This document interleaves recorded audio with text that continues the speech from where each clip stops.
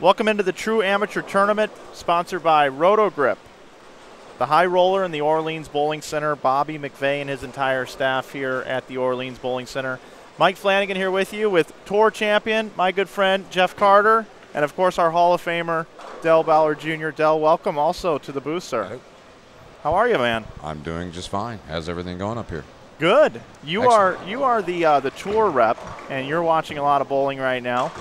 Your perspective on this oil pattern, Del Ballard, of what you see out there? I saw two different ways to attack it. My favorite is to take out something really smooth, say an IQ Tour Solid or anything with just a smidgen of surface and just kind of going up somewhere between, say, anywhere between 8 and 12, 13 and keep it up close to the tracer. Kind of more forward roll. Or you can get in and play them like Alex is. Get in around 20 and kind of get it right really quick, but still just kind of play the tracer down the 50-foot mark. In this event this week, we've had, Jeff Carter, so many bowlers participate. We've been talking about it all weekend, but with this new broadcast and reset, let's kind of recap the week and talk about how these bowlers have gotten here thus far. Well, every day started off with a two-game chant sweeper, and that gave the bowlers an opportunity to bowl for cash prizes in the morning. Then after that, they would go into three-game qualifying squads, and each day was a little bit different as far as the number of squads that they had going on. I know Monday was a sweeper in the morning, then they had a free practice session. Tuesday, they had 3 qualifying squads. Wednesday, they had 3 qualifying squads, but that also included the women's challenge and the senior challenge that they did the finals immediately after. Thursday they had 3 qualifying squads, and then we had the Roto Grip challenge that was won by Dave Booger Kroll that evening. Yeah, the boogeyman, as Tim Mack coined the phrase, the boogeyman. And then Friday morning there were 2 qualifying squads in the morning, and then there was 2 more squads in the afternoon. That was the big day. That was when there was a lot more qualifying going on than anything else. Starting to get later in the week, some of the bowlers that don't come in until later in the week all showed up for those. So those qualifying squads were full across the house. And then this morning they had 2 qualifying rounds, but those were only for the bowlers that had not already qualified for the finals that are going on tonight. Each day, each qualifying round, there were high squad leader prizes and a separate prize fund. So, for instance, if an Alex Aguiar had already qualified for the main finals, he could still continue bowling each qualifying round, trying to make money for each round. But this morning, when they did the 2 rounds, it was only for bowlers that did not already qualify. This just in, 187 bowlers here in the finals. On lanes 1 through 10 is the under 35. There's 30 bowlers. On lanes 36 to 54, we have 46 bowlers. 47 to 62, actually, are the lanes in which the 36 to 54s are. And there's 46 of those bowlers. And then in the senior division, we have 22. They're bowling on lanes 63 through 70. In the 215 and under division, there's 57 bowlers bowling on lanes 25 through 46. And in the 189 and under, there are 35 bowlers bowling on lanes 11 through 24, which is right here in our area. So lanes 1 through 10, we are broadcasting the under 35 division with 30 bowlers.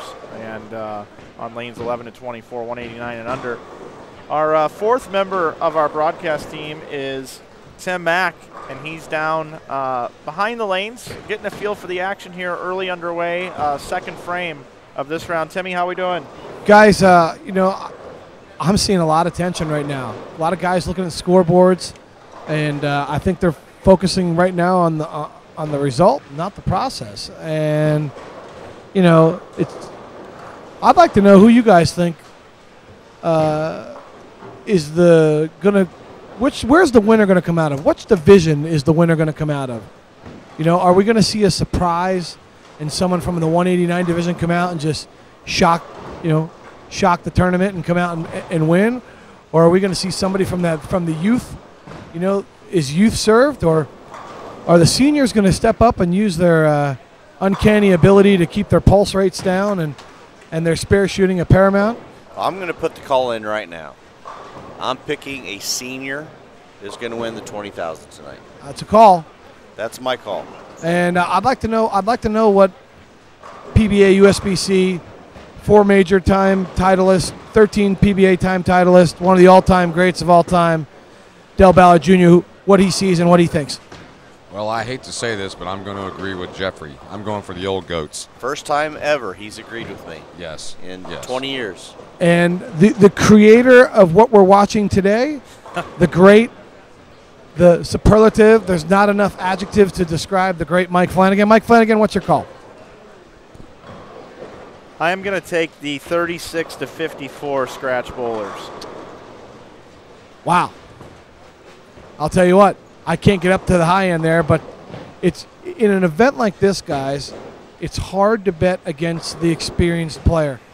So you've got obviously the seniors, which is obviously the most experienced because they probably have the most games in events like this. But you know what? That 36 to 54 range has got some awful good talent down there. And I think that's going to be the hardest division to get out of. And that person that gets out of that division, might just expend so much energy. As you talked about earlier, Jeff, all the bowlers bowling all these squads, fatigue is definitely going to come into play and be a factor. And you might see I think that's going to be the most difficult division to get out of. And by the time they get to the final, you might just have that guy that thinks he's not going to, that he's not used to being there or accustomed to being there, step up and throw the game of his life in that lower division. I think the one thing we can all agree on is just about anything can happen on a lane pattern like this, that as we go on, it's just going to continue to get chopped up more and more and more. So that actually could play more into the handicap bowler's favor getting there. And once they get there, if they can simply bowl a solid game and the scratch bowler struggles, you never know. I agree with you, but I'm going to remind everybody that we are bowling for a $20,000 prize, and maybe some of those younger guys or some of those less talented and less average bowlers and experienced bowlers go, wow, $20,000. What you're saying is they're trying to be simply the best, better than all the rest. And Del Ballard Jr., you were down in the ballroom the entire week. And I saw guys coming in asking for layout specifications and certain ball rolls that they were looking for out there. You and Chris Schlimmer, the brand manager from Roto Grip, he is in the house. He's helping bowlers right now. Del Ballard, what is the type of Roto Grip bowling ball that the bowlers were having success on this pattern with, and how were you laying those balls out? Well, we had a couple of different layouts for the Totally Defiant. We were going with stronger pins with weaker mass biases, 4-inch pins from the axis, and then getting the masses closer to the thumb to where they would actually clear the front but just arc down the lane. I didn't see a lot of balls that rolled that great that would change too much directions. And then on the deranged, we did a lot of deranges pinned below with holes or lower holes, and just to get the ball to kind of arc up off of it and not try to hook too much down lane, because the ball hooks too much down lane, it causes your feet to get too far left. Now, I think the farther that you get your feet left, you have to throw it that much farther because it's only a 37-foot pattern. So we were just really trying to do more smoother layouts. Records sure do seem to roll good on this, though, too. Yeah, Mike Malucci's using one on lane number 9. He's opened up with a triple. Jeff Carter, once again, in this format here, the bowlers that are participating with 5-6 on a lane, it's the highest scores that advance. And how many is it again on a five bowler pair, and how many on a 6 bowler pair that advances? Well, on a pair that only has 4 bowlers, the top bowler only advances. Pairs that have 5 bowlers, the top 2 scorers advance. And any of the pairs that happen to have 6 on them, your top 3 bowlers will advance. Okay, so we'll keep you posted on scores around. So far, I'm seeing a few bowlers, just from my own observations, a little tentative out there. They know there's a lot on the line. It's no longer another squad they can enter later on to try to advance. They are here in the finals. And I watched David Kroll a little while ago. I watched him go Brooklyn. and we really didn't see him make too many bad shots earlier in the week. And he's actually up on our screen on the left side of the screen on lane number 5. He's our Roto Grip Challenge winner, and all that's archived out on the YouTube channel, on the Inside Bowling YouTube channel. And we'll take a look at his ball roll here. I believe he's using the Marvel Pearl again. He did struggle a little bit off and on this week. I watched him quite a bit. And there were some sets that he bowled well, some that he didn't. I think he ended up qualifying last night. So he bowled a lot this week just to get here.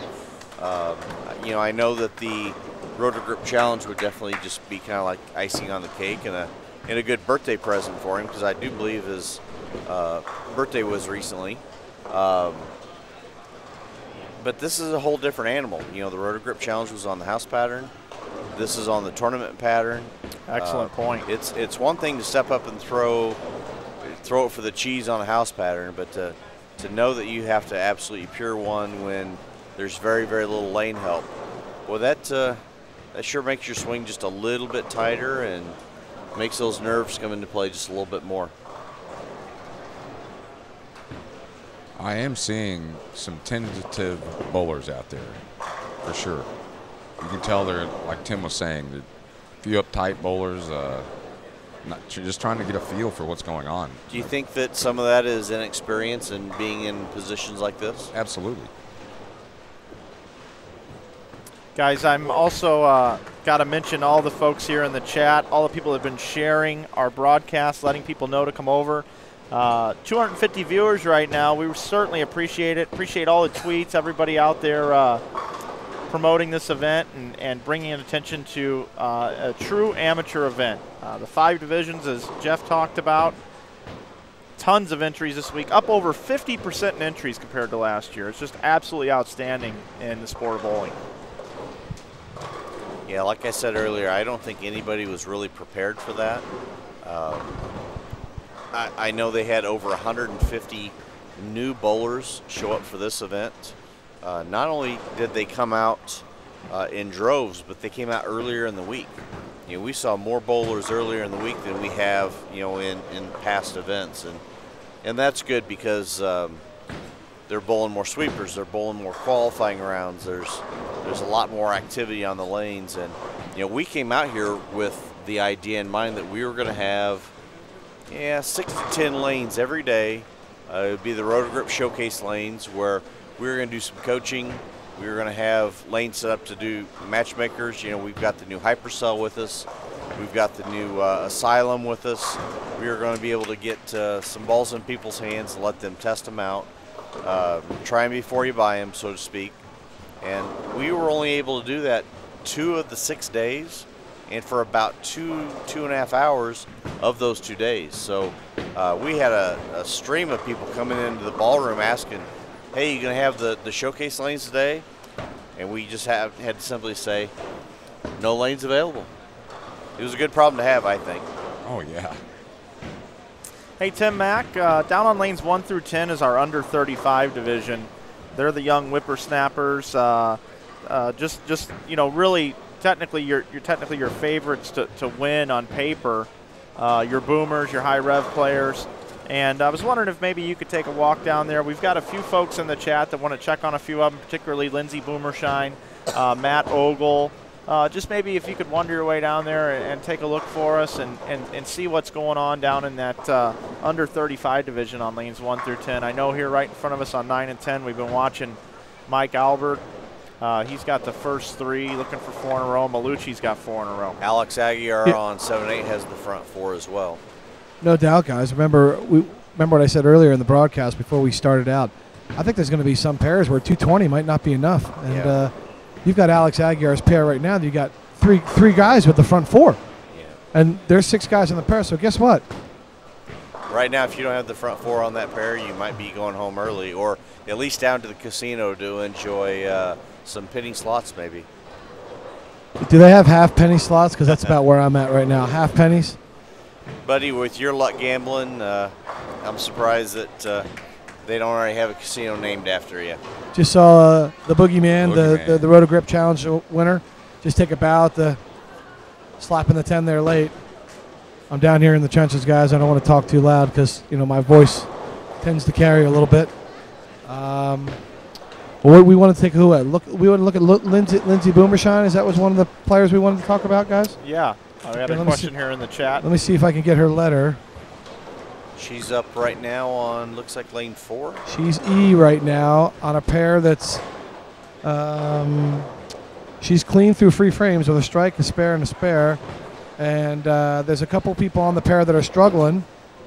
I will say that Lindsay is very fashionable tonight, wearing the purple pants and teal and purple shirt. So yeah, she wins the fashion award tonight, no doubt. But we'll kind of have to see how it goes out. In these formats, guys, you really, if you can get a double early, it's a big thing. Yeah, we actually, speaking of Lindsay, we actually just drilled a couple of high road pearls for her the other day and changed some surfaces, and she bowled really, really well in the women's event on Wednesday using an IQ Tour Fusion. I actually did a little bit of work with Lindsay on her physical game, just kind of get her legs under her a little bit more. She started really throwing it well. And then she struggled for a couple days, just trying to find the right look to get the right score. Some of the qualifying rounds took, as low as 640, 650 to make it. Some of them took 670, and the one that she made it through, it took right at 670. So she's bowled well all week, but she struggled just to get that one set put together to advance forward. Hey guys, just to touch base on the Lindsay Boomershine pair, Matt Ogle is on the same pair, and he has an open through 4 frames, strike open, strike open, strike open, strike spare, and also another great bowler on that pair is Jay Cruz. He's from New Jersey area. I grew up and bowled a lot of local tournaments with him. He now resides in California. So did you say Jay Cruz? Jay Cruz. Oh, okay. But I don't think I can sport the Jay Cruz because I don't have as much hair as your partner there in the booth, but. That's going to be a tough pair to get off of. And I'm sorry, Del. I was talking about Harry Knuckles next to you, the Harry Knuckles guy. Okay. But guys, that's going to be a tough pair to get off of. I'm telling you right now. It's another thing I wanted to bring up is, we talked about the different divisions and how many bowlers are in each division. We could almost have a totally separate division of nothing but two-handers this week. It's amazing the amount of two-handed bowlers that we've got in the field this week, and several of them made the finals.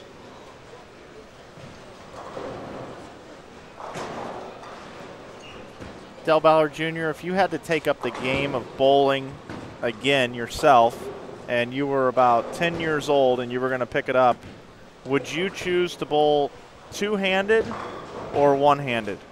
With what I know now, definitely two-handed. Yes, if I was just a 10-year-old kid, I would hope somebody told me to pick it up with two hands. Jeff Carter, you feel the same way?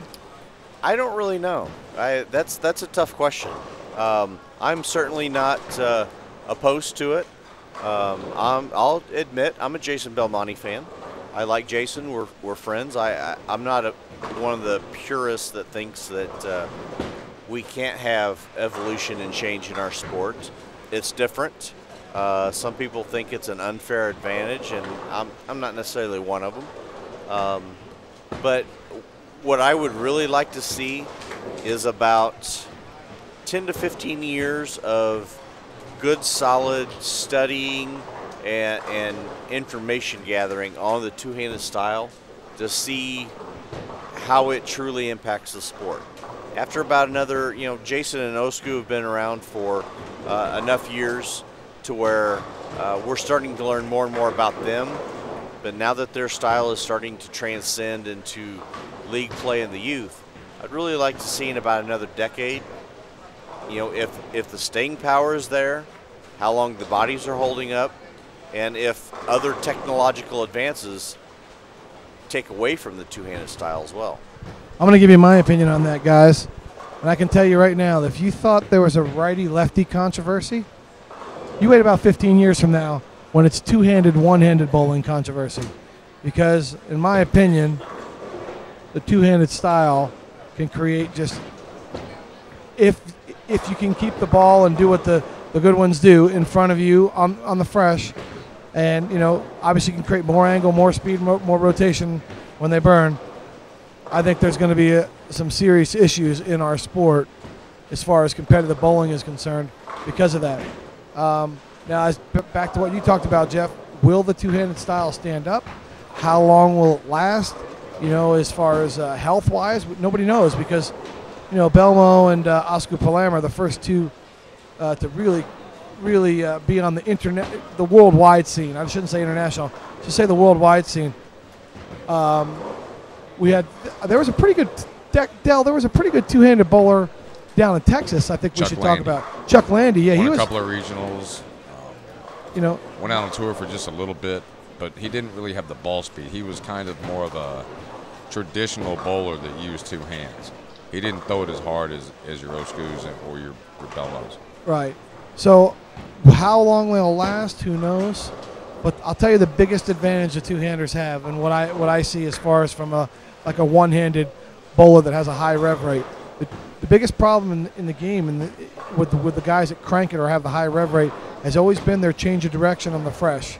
Okay, they always, you know, they grab it or they squeeze it, and that's because their thumb is in it, so they squeeze it. What's the one thing that Belmo and Oscar and those other guys don't do? They don't have their thumb in the ball. Can't squeeze it. So they can't squeeze it. So what they're able to do is they're able to control. They actually can control their break point really good on the fresh lane. So where in the old days when the hook ball bowler would bowl 170, 180, and as the lane came to him, you know his high scores were coming. You got Belmo and Oscar and these other two-handers that are bowling 220s, 215s, 220s, 230s, 240s, 250s on the fresh. And then when they break down, they run away and hide. So that could be debated for quite some time. I don't think we have enough two-handed bowlers in the world yet to debate that, but in time we will. About 3/4 of the way through our first elimination round at the 2014 TAT Roto Grip Amateur Nationals. Mike Flanagan, Del Ballard, Jeff Carter, Tim Mack here with you. This event this week sponsored by Roto Grip, High Roller, and the Orleans Bowling Center. Bobby McVeigh and his entire staff here. Looking around, we're looking at lanes 9 and 10 right now on our split screen, along with lanes 5 and 6. It was Mike Malucci opened up with the first 5 and then left a 10 pin. He's working on a max score of 279 on lanes 9 and 10. And we saw Mike Albert open up with 3 in a row and find a split, strike 9 spare. A lot of people struggling on that particular pair. There's 6 people on that pair, so 3 will advance. Down on 5 and 6, Timmy, the score's still high, and Aguiar looks like on lane 8, you'll see him just creep into your screen. You'll see his ball go down the lane. He's got the front 6. Yeah, Aguiar's pair looks really strong right now. I mean, you've got a guy that's 17 plus 17, Aguiar with the front 7 now, so he's 30 or 40 over. And then you've got their B bowler had the front 5 in an open, so that's going to take a big number to get off that pair, no doubt about it. But then you have a couple pairs down here where it's not going to take much at all. I mean, if you look at the pair right in front of you guys, which is 9 and 10, and you look at the scoring pace, you got really two guys that have a couple guys that have a couple doubles, but you look one pair to the right there and look at the scores. So it's I think it's all contingent on, you know, getting that right cross at that right time, and, you know, try to get momentum and keep it going. It's, you know, this is a sprint right now, so, you know, you're bowling to win this tournament. You have to win like 10 tournaments in one, because you got to make this one game, each game, its own tournament. Hey Timmy, I had a question for you in the chat. Go ahead, buddy. Would you rather fight a horse-sized duck or 100 duck-sized horses? I don't fight ducks, so I feed the ducks. I throw bread to the ducks, and I've done that a lot in my life. So I've been known to be scared of horses. So that's a very tough question for me to answer. But I don't mind people riding the horse. They come on. Maybe it'll be the horse question. I guess I'll go with the horses. Okay.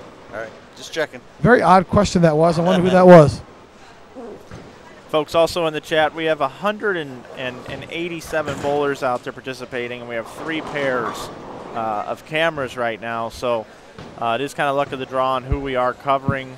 But we're going to see this field get cut down considerably. It's actually more than half, isn't it, Jeff?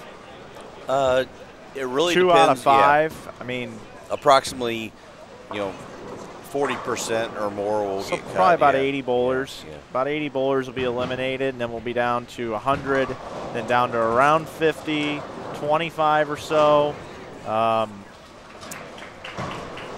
12 or 10, and then down to 5. Yeah, once we get past the first couple of rounds, I think the intensity will start picking up a little bit, and it'll be interesting to see how things progress from there. Like Tim said, you've got a couple of pair where it's going to take a big number to get off that pair of the first game, but if those guys move to the next pair and all of a sudden it's playing totally different, their advantage that they had after round 1 now goes away quickly. Yeah, and if you guys do want to see all the other bowlers bowl, got this great camera look right here. There they are. Take a look at your favorite bowler and wave and say hello. Hey, Jeff, just to touch base on that, I'll go back to Alex Aguiar's pair. Right now in the 8th, 9th, and 10th, the top 3 scores can go 300, 267, 266. And the 260 games both have holes in them. So. Yes, one has a split and one has a missed spare, missed ring 10. And Alex now has the front 8. Alex looking pretty comfortable. He's throwing it really well right now. He's matched up, right ball, right part of the lane, throwing it good. That's tough to beat on that one pair. But again, like I said, all of a sudden you pick that ball and you go to the next pair and you see a little wiggle down lane. You move right, now it hooks up. I got a question, guys, for you. I'm sorry to interrupt you, Jeff. Go I got a ahead. question. Does each division stay in their bay of pairs? That I do not know. Because that, I think, is a huge thing. Because let's say, for example, we're talking about Aguiar right now, who has the front 8, right? Well, what happens if he moves over to some of the lower, the senior pairs or these handicap pairs where balls are going all over the place? Right. And all of a sudden that ball reaction changes. Well, the information that was given to us is where they're starting. I do not know if that means that they're going to stay there the entire time, at least until the later rounds. I would imagine that as the field starts to whittle down, they're going to start bringing them all down here closer to where we are. Okay. But I do not know that for sure. Well, that's going to be an interesting thing to watch because obviously you see this. Maybe if Louie is out wandering around, he can check on that for us. Yeah, because that's going to be interesting scene to watch. Where does the youth cut off? The youth players cut off at lane 10. Is that correct, guys? Correct. The bowlers under 35 are lanes 1 through 10. Right. The bowlers at 36 to 54 are on lanes 47 to 62. The seniors 55 and older are on lane 63 to 70. The 215 and under, lanes 25 to 46. And the 189 and under division, the handicap division, is in front of us, lanes 11 through 24. Well, there you go. There's something to watch, guys. The handicap, the lowest division, which is in the middle of the house, where some of these pairs that they've broken down and, obviously a different way, are going to come into play when we get down to the nitty-gritty. So it's the guys that can, read their ball reaction and make good shots and make spares are the guys that are going to advance, or women for that matter. Okay, we do have a camera angle set up that we can bring you lane 7 and 8, the pair that Alex Aguiar is on. We'll do that here. He's going to be up here in just a second, so we'll bring you his 9th frame. While I'm mentioning that, throughout the week, during all the qualifying rounds, if any bowler bowled a 300 game and he was wearing a Roto Grip shirt or a Roto Grip patch and using a Roto Grip ball, there was a $100 bonus, and I believe only one person hit the bonus. There were a few 300 games, but I think only one time the player was actually wearing a patch and using a Roto Grip ball. I believe that I saw somebody use an uproar early in the week for 300, but he was not wearing a Roto Grip shirt or patch. Interesting it's little getting tight down there. here, guys. It's getting tight down here. It's getting down to what I like to call the money frames. Yep. The 8th, 9th, and 10th, where the food is on the table, the rent is paid, pay that mortgage, take your family on a holiday. the money frames, where champions are made and where tournaments are won and lost. This is the difference between going to Sizzler or Taco Bell. Let's go ahead and direct our attention over to lanes 7 and 8, where we are fortunate enough to get a camera on Alex Aguiar. Alex Storm Staffer is on the first 8 right now in this elimination round at the TAT Roto Grip Amateur Nationals. Happy to be bringing you the action. And all our attention is focusing over to Alex Aguiar right now. Using the Roto Grip Wrecker, has an amazing look on the lanes. Often when we move a camera onto someone, we normally black cloud them. So here's hoping Alex Aguiar can get the front 9, and we can bring you round-the-clock coverage here of Alex Aguiar as he competes. And, yep, there it is. There he is. There you have it. There's the infamous Mike Flanagan black cloud. The Hey, cloud guys. has rained and zapped him and beat him up. But, hey, hell of a run for Alex. He's going to – looks like should have no problem advancing. Just want to throw this out there with Alex, guys. He's got a couple pro shops back east. I think he's got 3 pro shops. He's got a family, 2 kids, 3 dogs. Just a weekend warrior. If maybe life was different for him, and things were different, maybe you'd see him bowling some other things. But he's not a full-time bowler, guys. He just happens to go out and try to bowl a couple local tournaments here and there. And it's great. It's great to see him out here competing. And because he doesn't get as much time to bowl as he used to maybe in the past, so it's nice to see him out here bowling. I think that's the case with a lot of the guys out here, and a lot of the better amateur bowlers, is they do have lives outside of bowling and careers, whether it's a full-time job or pro shops or whatever it is, and the professional life isn't as lucrative as it used to be, and they're just choosing to pick their spots when they want to bowl, what they want to bowl in, and spend more time with their families. So I can certainly understand that. Hey, the Boogeyman, I think, has 6 in a row down there. I was just going to throw that out to you, Mike. The Boogeyman clearly got out the jitters early and has just put a 6-pack up. And what you guys missed, which would have been great on camera, is he gave it a triple slap out. Oh, we had it up. It was the 5th up. frame. Okay, I'm glad we got that. He gave it the triple Boogeyman slap out. Is that anything like the triple Lindy in Roger Gage's field back to school? I'll tell you what, it was very similar. Because him and Rodney are built pretty close to the same. Del Ballard Jr., you were out doing a little field reporting and checking some things out. What's going on, Del? I actually just walked down to get something to drink. I was thirsty. I need to get a little Gatorade and wet the whistle. There you have it. But, Don't be afraid to bring some Gatorade down here, Dale. It's in the trenches down here. It's pretty hot. Yeah, up there in your air-conditioned booth on your nice soft leather seats.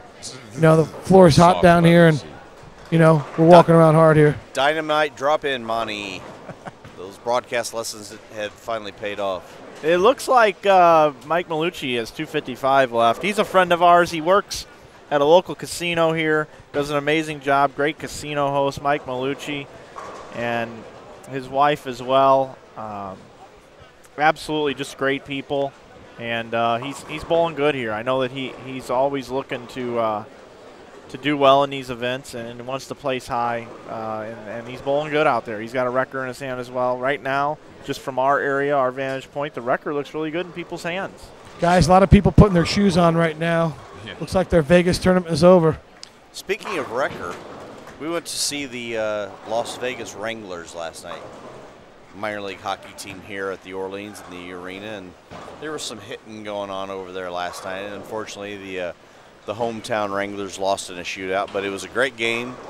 3-3 tie going into overtime. Nobody scored. Went to a shootout, and the team from Utah, which hopefully we see another Utah winner tonight, being either a storm ball or a roto grip ball win. But the team from Utah beat the Wranglers last night. Was that the Grizzlies? I think it was the Utah Grizzlies. And they beat up on the Wranglers last night in a shootout. But had a good time. It was nice to step away from the action for a little bit. I know we've had a long week. Doing a myriad of things up here and helping bowlers out, changing surfaces and coaching and this and that. So it was nice to be able to just kind of get away from the center for a little bit last night and chill out. So. Well, we have one guy down there. It's a pretty good bowler, Dan Nadeau's son. Oh, yeah. A little 98 in the 9th frame. So obviously the pattern's not playing extremely easy. Yeah, it's far from easy out there right now. We've seen, one of the pair in front of us, the high score, high scratch score, 192. Looks like, with handicap 220 and 223 will advance on that one. So, yeah, the scores aren't tremendous by any means. This 37-foot pattern, again, to me, I don't know what you've seen, Del, but I think it played closer to 39 than 37. It did seem like that. I wasn't sure if that was just a house pattern memory or what, but I know the Orleans plays a little downhill anyway, so 37 feet should play more like 39, but it was pretty snaky. Now, when you say downhill, Del, can you explain to everyone what downhill means? It means your ball appears to speed up or not slow down. If it's playing uphill, your ball's going to slow down a lot more and want to hook. And here it just seems like that the place plays downhill, so it kind of gains speed as it goes down lane. So you get the ball going to the right a little bit. Sometimes it just wants to keep going. Hey, Timmy, Mack, do you see anybody putting their shoes on that could have been one of the favorites? Maybe someone in the chat, maybe has a following, someone that you see putting their shoes on that we wouldn't anticipate putting their shoes on this early? Yeah, guys, I can't get down to the high end and talk to you, but that would probably be where some of the favorites are in that 36 to 54 group. But here in the seniors here, I've seen 3 pairs now where people have lost by 1 pin. Wow. 5 guys out, 1 pin out. I had a Filipino guy come up to me and say, what happened? How did I make it? And I said, well, you got 5 people on your pair. They took the top 2 scores. What are the top 2 scores? I had 176. Well, the other 2 guys had 212 and 177. So what's that mean? Heartbreak. Yeah, just so you know, Timmy, that is a really bad Filipino impression. Yes, listen. I got plenty of Filipino good impressions. Okay, guys. I think I've been over there a little tad more than that whole booth combined. Hey, yes. By the way, this is a very, very light commentary all the time. We're always having a good time. We have no problems poking fun of ourselves. I will tell you, I was at the Fusion Realtors Open, and I did a Chinese accent, which was just all in good fun. And got bashed a little bit on the YouTube channel about how unprofessional, what a bigot I was, how I was from the South.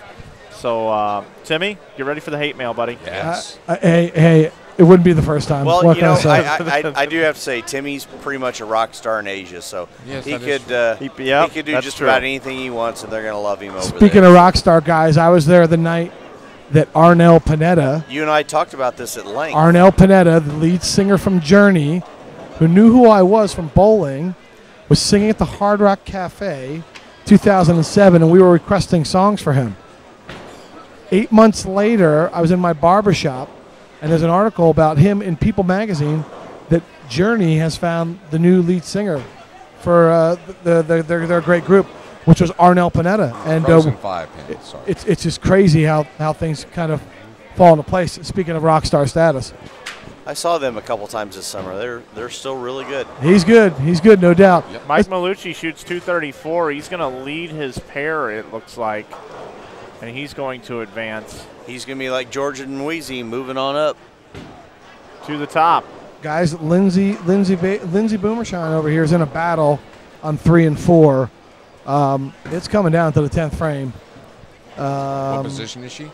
She's the E bowler. She's got 126 with a strike up in the 8th, and she's struggling on the 1 lane. And I think she gets to finish on a good lane because she struggled on the left lane. She's using a different ball on the left lane than she is on the right lane. She struggled on that lane. So, how's Matt Ogle doing on that pair, Timmy? Matt is in danger of falling out. I mean, there's really, at this point in time, there's no. You got 132 with a spare up in the 8th, 131 with a spare up in the 8th, 158 with an open in the 9th. There's only one guy that's going to advance right now that's guaranteed to advance, which is the big gentleman that just came off lane 3. Yeah, and he did really well last year too. The guy in the track shirt down there. Yeah, his name is Derek Mertz. It looks like, if I got that right, Mike. I'm not sure if that's right. I think so. We're going to take you off of 9 and 10 as Mike Albert just threw the first strike in a 10th. He's clearly going to be in. He's going to advance. We're going to just full screen lanes 5 and 6. You'll be able to catch the Lindsay Boomershine pair off to your left on 3 and 4. And Timmy, if you could just stay with us on that pair. Absolutely. I mean, it's coming down to the nitty-gritty. And you're also going to get to see on lane 6 our Roto Grip Challenge winner, David Booger Kroll, put some serious snot on the ball. Yeah, and he's all the way through, guys. He's in the 230s and looking to go to 240. It's a huge shot for Lindsay right now. Oh, she left the baby split. She has struggled on that lane, except for the first frame. She has struggled on that lane the entire game. So, I did mention to Booger's mom the other night that, you know, my idea of trying to get him a contract with Mucinex or Kleenex, and she really liked the idea, so we need to work on that. Where did the nickname come from? She said that when he was little, she would always call him a cute little booger. So that's where it came from, and it stuck. And he's adopted it because if you go to, we're going to flood his Facebook page, but if you go to his Facebook page, his name is David Booger Kroll. guys, Oh, yeah. So he's accepted it and adopted it.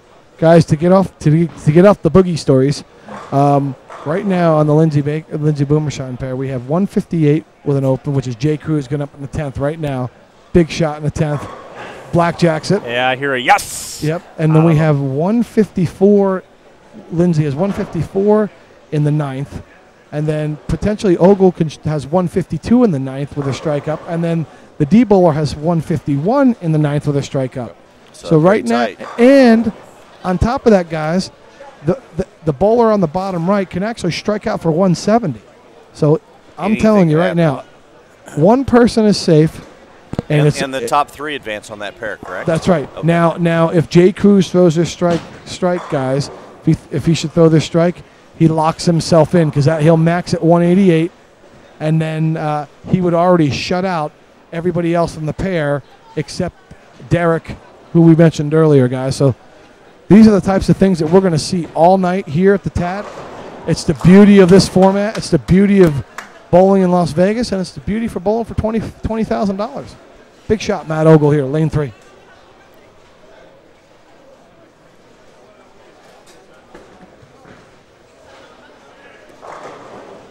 It looks like that lane is just hooking so early, guys. Everybody's having problems on that lane. I've got a not so great angle at that pair, but you can watch the pair now at home. Jay Cruz with a big double, guys. I told you he's tough, man. He's New Jersey. He's bowled a lot of action. He lives in California now.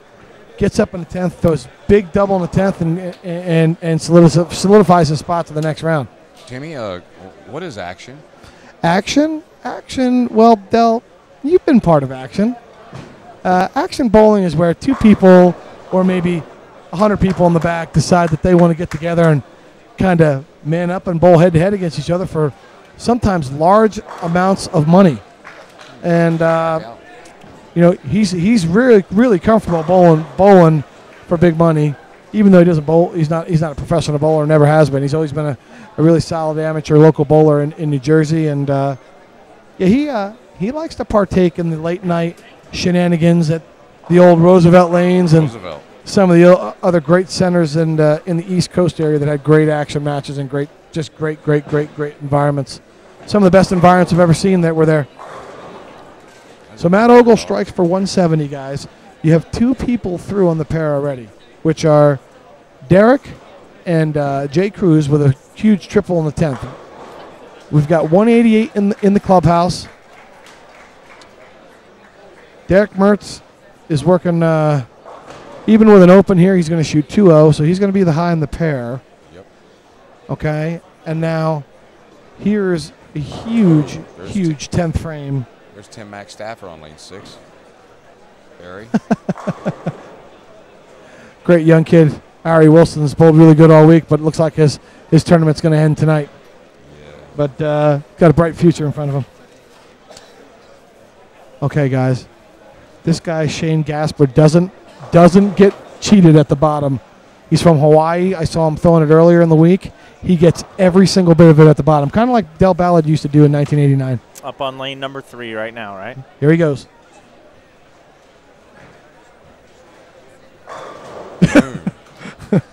That's getting every bit of it. Yep. All right, he's throwing the lights out, just so you know, guys, just for the record. So that tells me that the people struggled on that pair. That lane was really, really hooking, and it looks like he just went to that ball in this lane, and it's getting down the lane for him. Gutsy move to go to a ball like that late in the round, late in the game. No doubt, no doubt. So Derek's through with 2-teen. Guys, this is a huge double, okay? Because what this does is Lindsay then just has to match him, okay? Lindsay has to match his double and count. So these next 2 shots are huge. Got Justin Perez, a real young kid out of New Mexico, I believe he is. Just came on board on the Storm amateur staff, shooting a nice 235 with the IQ Tour Fusion. It's great to see him bowling good. And here we go, guys. This is the shot of the match right here.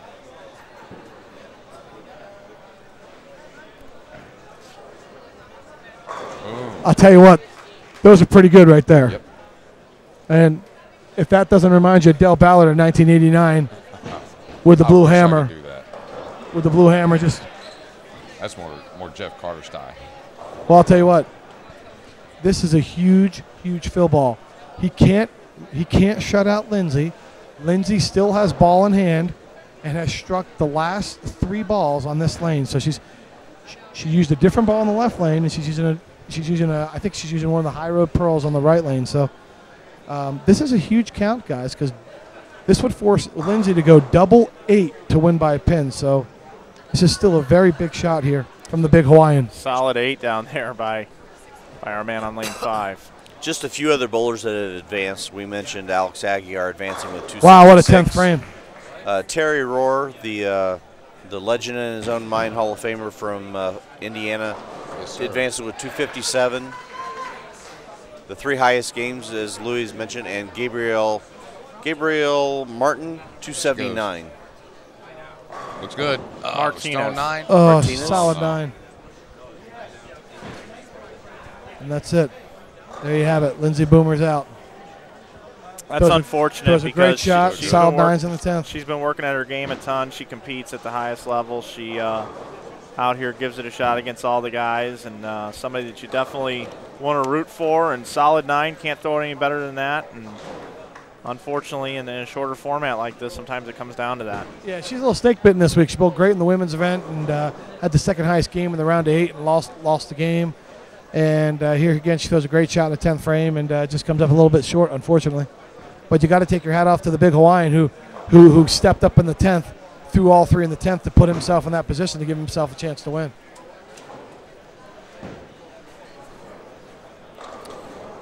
So as the first round is finishing up, We're complete, guys. we've got a couple games finishing up in the middle, looks like. Bowlers are going to be getting their new lane assignments, reshifting.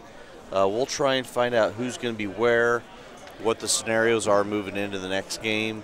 But again, we'd like to remind everybody we're here at the Orleans Hotel and Casino in Las Vegas for the 2014 TAT Rotogrip Amateur Nationals. Once again, brought to you by Rotogrip. Own it is our new tagline for the Rotogrip brand. Yeah, hashtag own it, folks.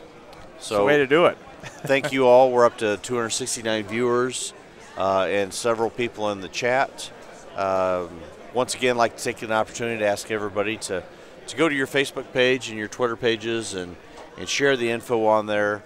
See if we can't get up over 300 viewers by the time the night's over. Absolutely. Even more. We're doing our best to give you as many updates as we can get you for what bowlers are still alive, who's bowling what, who's bowling where. But to be perfectly honest with you, right now the staff, even though they have numbers-wise a tremendous amount of people working on this, it's everything that they got to get the bowlers out to their lanes and get it going. So we'll try and get you the information. We can't promise anything, at least until we get down to the final 5. Then we'll definitely have all their information. But Hey, how about a funny story here? Go right ahead. Okay, so I go up to the snack bar here at the beautiful Orleans Bowling Center, just right down there. And when I get up there, I've got some beverage choices, Pepsi products, different things like that. But when I go down there, I notice that they have Gatorade, and they have 3 different flavors available here. Okay, one is the Frost flavor, which is the blue. One is the orange flavor, which is orange, and the other is like, what is that, lemon lime? Yes. And what's ironic is all three guys in the booth, when we went on our own to go get drinks, I decided on the blue Gatorade, the Frost. Jeff decided on the orange Gatorade, and Dell got the lemon lime Gatorade. All three of us chose Gatorade, and all three of us chose the 3 flavors available. Now that is something. I wanted to match my shirt. I'm going to chime in on here, guys. Here's my Gatorade. Unfortunately, no one looked after the guy running down in the trenches. Well, let's talk about that for That's just all a right. minute, because I went wanna and got my say- own, and you're out roaming. So out of all the people, you're the one that's responsible for the drinks, Tim Mack. You All I really want to backed say into is that. I had mine first. You guys copied me. I had mine last. Well, Yeah, I'm starting to sweat a little bit down look there in the at 'em. trenches. Look at 'em. Where's mine and Louie's? We're running back and forth down here, so Yep. help us out a little. Hey, it's a lot of fun up here, let me tell you. Lee Bedora's chiming in. And Oh, yeah, Lee. Yep, always nice to see Lee. Go Illini. I'm sure we're either losing tonight. I don't even know what day it is anymore. But just to give you guys a little bit of an update as far as what's going on. Going into round 2 on lanes 3 through 8, we will have the 189 and under handicap division. There's 15 bowlers remaining in that division. On lanes 15 through 20, we will have the 35 and under division, 15 bowlers remaining in that division. Lanes 21 through 30, we will have the middle division, which is the 36 to 54 crowd, 21 bowlers remaining. Lanes 33 through 38, we have the seniors, 11 bowlers remaining. And all the way down on lanes 39 to 48, we have the 215 and under handicap division with 25 bowlers remaining. Now, I will say this. We're sitting behind lanes 9 and 10. The ballroom that we worked out of this week is all the way behind lanes 67 and 68. According to, our concierge, Jim Callahan's little, what do you call it, the pedometer that counts your steps? According to Jim's little pedometer, it's 411 steps from the ballroom to lane 1 and back. And the reason why I know that is because his wife Kelly was bowling earlier today on 1 and 2. And he happened to comment on 411 steps down and back when he had to make the trip multiple times. So, more Sweet. useless knowledge. It's better than you singing show tunes. Yeah, I don't really mind doing that at all. Del Ballard, what's CDB up to today? She bowled a mixed doubles handicap tournament at home. She said she was 280 over for her 5 games, I think it was, and bowled extremely well. And her partner, Mr. Scott Southwick, struggled a little bit. So they're on their way home now. That's who I was just checking in with, making sure they're safe because the weather's been a little bad at home with the snow and some of the ice. So just making sure my 2 girls are taken care of. Good deal. So, yeah, pandemonium here as you look up and down the concourse, and there's people everywhere. Louie's got a new look out on the lanes for us. Just to answer Brett Shepard's comment about me having had my jacket on since the holiday doubles. A, I had a different color on yesterday, and B, I do live in Illinois, and it's cold, so yes, I wear a jacket all the time, Brett. Dell, there was a question for you. If you could get rid of one state, what would it be and why? That's not fair. Somebody's going to be mad at you for answering this question. There's going to be one state full. Yep. One I won't state- put you on the spot. You can plead the 5th on this one. No, not Alabama, Louie. Louie votes for Alabama. Probably Oklahoma, because I think I've had more speeding tickets in the state of Oklahoma than I have in any other state. Well, that's at least politically correct as to how you answered it and why. Yes. So, okay. Plus, Mike Edwards lives there, so hey. Ooh, yes. Michael Eddy. Also Sorry, here buddy. in the chat, it looks like they said that you've got the same jacket on since the holiday doubles. Yeah, I just while you were doing whatever, sorry. I brought that up to Brett. So you were So do you shower in that thing too? I mean, is that just, you know? much. I got to keep it clean somehow. Yep. I'm surprised more people don't do that. Shower with their clothes on. I will have you know we've sold quite a few of these, and the jacket and everything that we sell does go to benefit the Bowl Strong charity. So every one of these jackets that gets sold, I believe it is $10 of the proceeds goes straight to the Bowl Strong Cancer Research Charity. So for those of you out there that have bought jerseys, jackets, T-shirts, towels, arm sleeves, all the products that we have, thank you for your support. We have a comment on there that says, where's my Rotogrip jersey? It's right there. It's in there. So, and I have the Rotogrip logo on somewhere to support Rotogrip. So we also I've got everybody taken care of. We were required to wear the Rotogrip boxers today as well, and we all have those on also. Yes, absolutely. And I don't know if you're noticing this or not, but behind us we have gale force winds in our backdrop. So it moves. Gale force absolutely. winds. I'd like to have Jimmy Callahan's underwear on because everything he's touching now turns to gold. Tim Mack I'm from not- somewhere. he touches gold. When I say I'm not going to touch that one, I literally mean I'm not going to touch that. Well, I'm just throwing that out there because the guy, I think he's walking on water right now.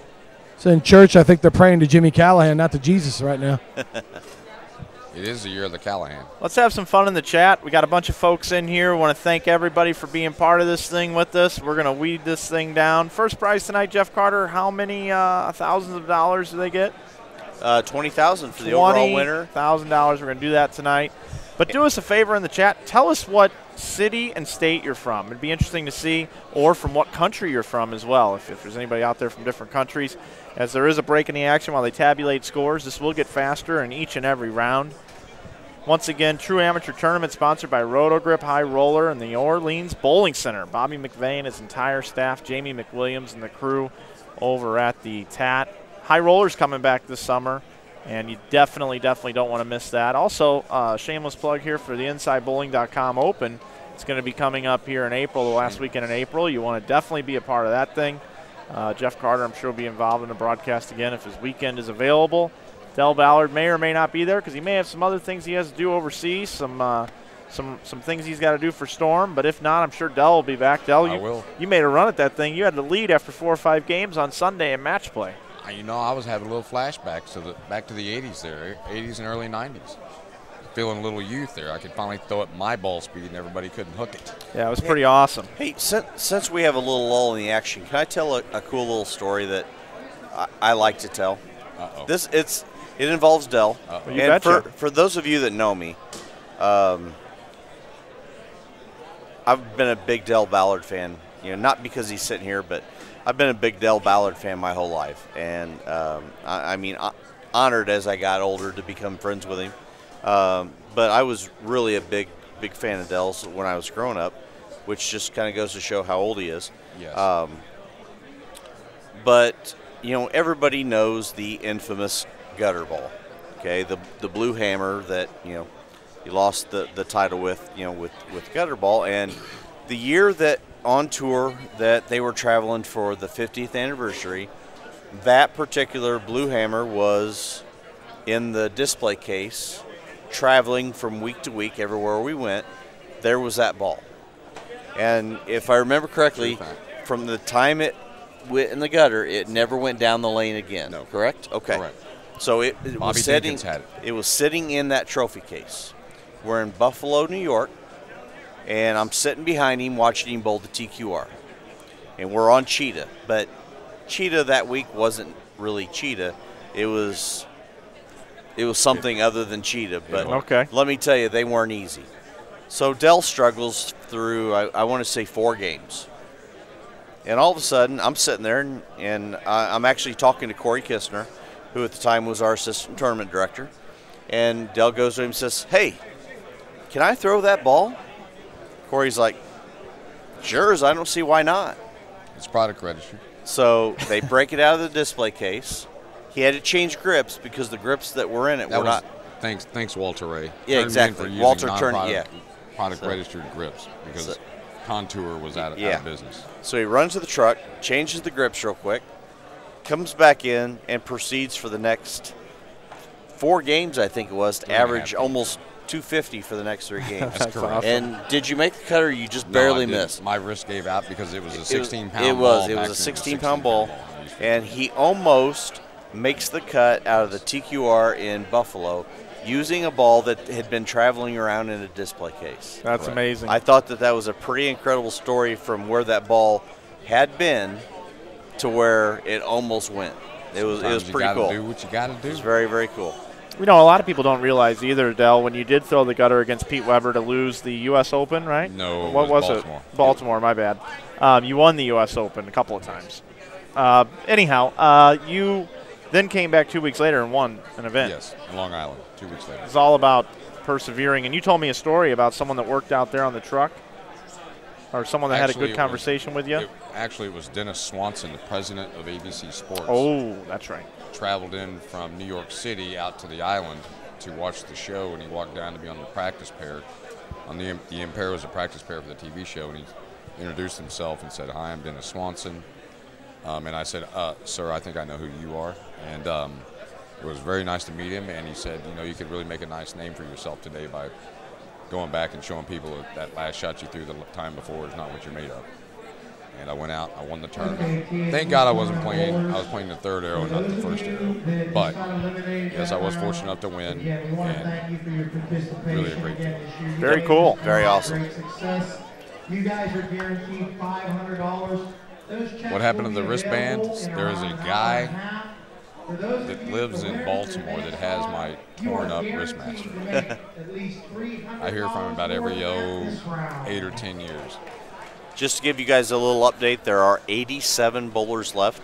So we went from, what was it, 160? 187. 187 down to 87 in one round. 100 bowlers eliminated.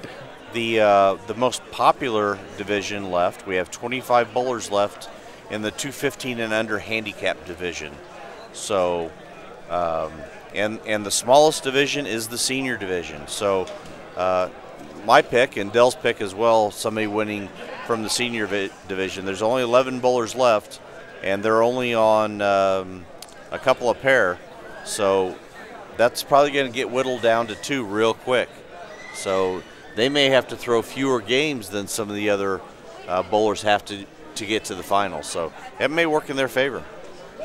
I see the question is how much longer will Alaska have to wait before we get a Storm or Roto Grip rep up there? Well, I will be taking an Alaskan vacation to go salmon fishing with Marshall Kent and his father and Curtis Woods in August.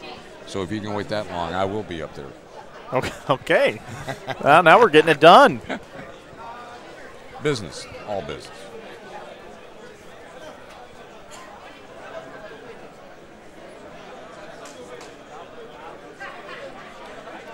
Once again, for those of you that are asking about particular bowlers on who's left and so on and so forth, right now that information we don't really have. All I have in front of me is the amount of bowlers and what lanes they're going to be on. We're kind of, like I said earlier, we're kind of at the mercy of the tournament staff. They're doing the best that they can just to get the bowlers out there and get them going. I'm sure that if Jamie had an opportunity to bring us sheets, updated standings as to who's left, he certainly would. But right now their priority is getting the bowlers taken care of more so than the information right now. So we're doing the best that we can. We're going to show you as many pair of lanes as we can. So just kind of hang in there, be patient with us. We're going to do our best to give you as much as we can. Hey, guys, Ed Smaglick's still left. He's still got his bowling shoes on. Chris Clark does not have his bowling shoes on. Also, it looks like a really important element to this. I don't know if you mentioned it or not, but it looks like lanes 9 through 14 are now going to be taken out of play until we get down to the finals. Correct. So, those will be the last pairs used. Yeah. So Louie, our comrade, our executive producer, if for some reason you would want to find a different use for our component cable that goes to the camera behind lanes 9 and 10, we can move that or utilize that in a different space if you'd like to do so. I am asked, when you need a 5 count to win, should you hook it? I think if it's a 5 count, it doesn't really matter. But I'd probably still throw it down the middle. Now I would. What if you're, I think that the answer to that question really depends on how the lanes are playing. Yeah, cheetah, you would throw it down the middle. Well, I usually have enough confidence in my strike ball. I'm not intimidated by it. But depending on the scoring pace, how tough the pattern is would probably dictate. Because a 5 count washout, big 5, I don't know. That's a tough one. But I would probably throw it down the middle.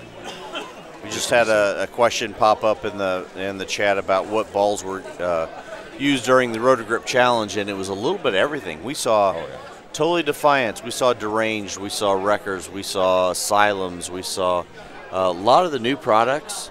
We actually saw a few older ones. We saw Daggers. One of the guys that was my pick to win, the senior division winner from Wednesday, Robert Lewis, was throwing a Critical Theory.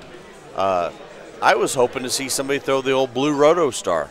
I was kind of walking around hoping that we'd see an SD73 or a black Silver Streak. My favorite one was the Retro Roto. Oh yeah, absolutely. RSX Retro Roto. I remember Apocalypse. Throwing the black Silver Streak and the Silver Streak Pearl for a while back in the day, and most people don't realize that Roto Grip's been around since the 50s. You think of it as a smaller new company, but in actuality, it's been around for quite a while. There's a lot of product in the archives. If you to go to rotogrip.com, there is an archive section. You can go back there and check out some of the older releases and when they were released, and a lot of cool information on there.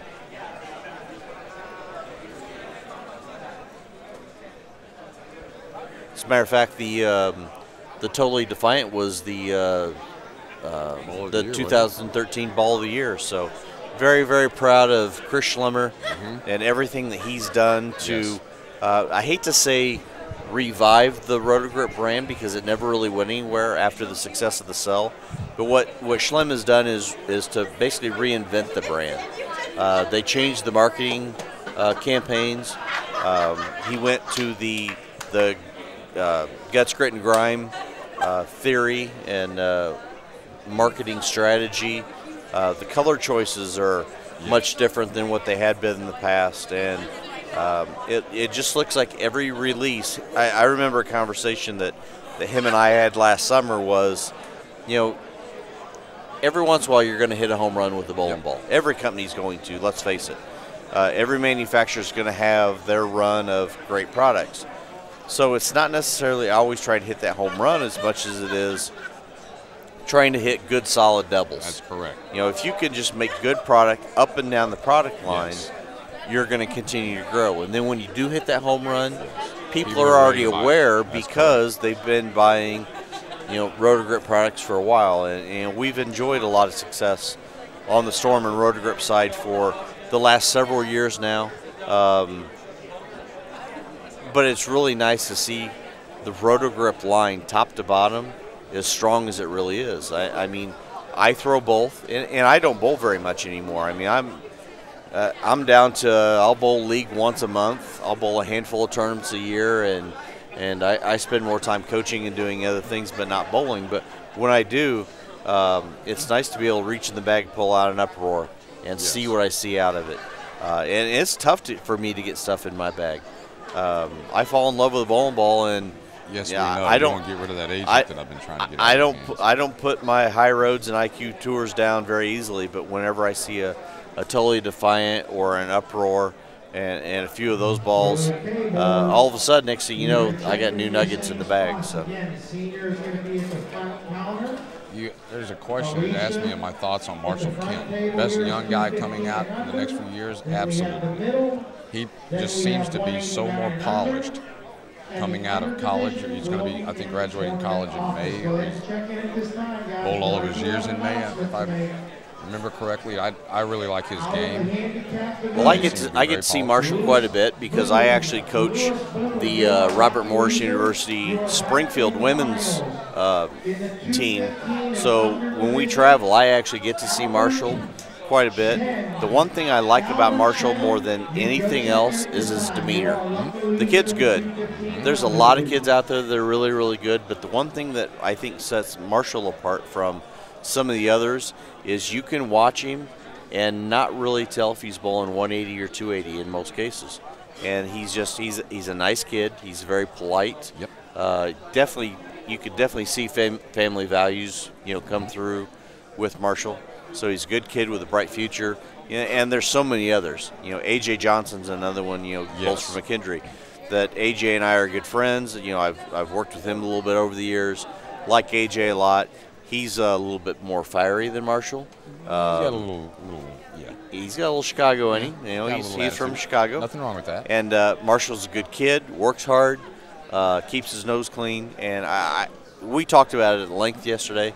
I really think that the future of the sport's in good hands because of where high school and collegiate bowling is going. And some of these young stars that we got coming up, they're out there, they're demanding tougher lane conditions. They're demanding more out of our sport than what our current generation is asking for. And that's what makes me optimistic about our future. Well, while they are getting bowlers through the pair, I think Dell and I are going to step away for just a second.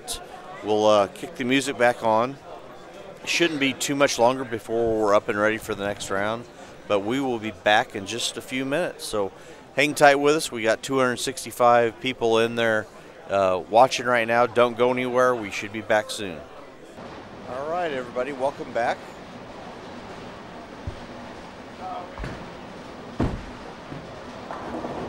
Bowlers are practicing right now, getting ready for the second round. I just ran and talked to Winning McPherson in the tournament office and found out that everybody that made the final so far, including all the entire 100 bowlers that were eliminated that first round, did make a minimum, or they did make $500. Each round that you advance, you will be getting more prize money, and they're going to work to get us a prize list so I can pass some of that information on to you as we go. Of course, each round that you win and you move forward, you're going to be getting more prize money. So, like I said, I will try and get that information to you the best that we can, but somebody mentioned that everybody in that first round got $500. That is correct.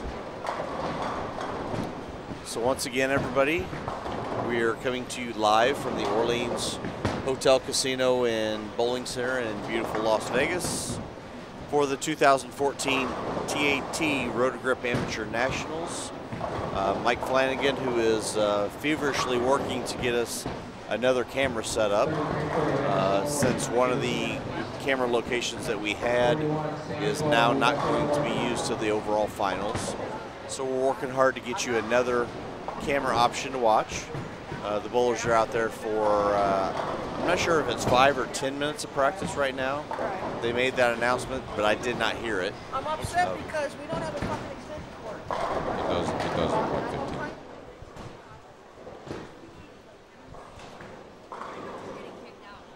But right now the bowlers are out there practicing. They're getting ready for the second round of elimination matches.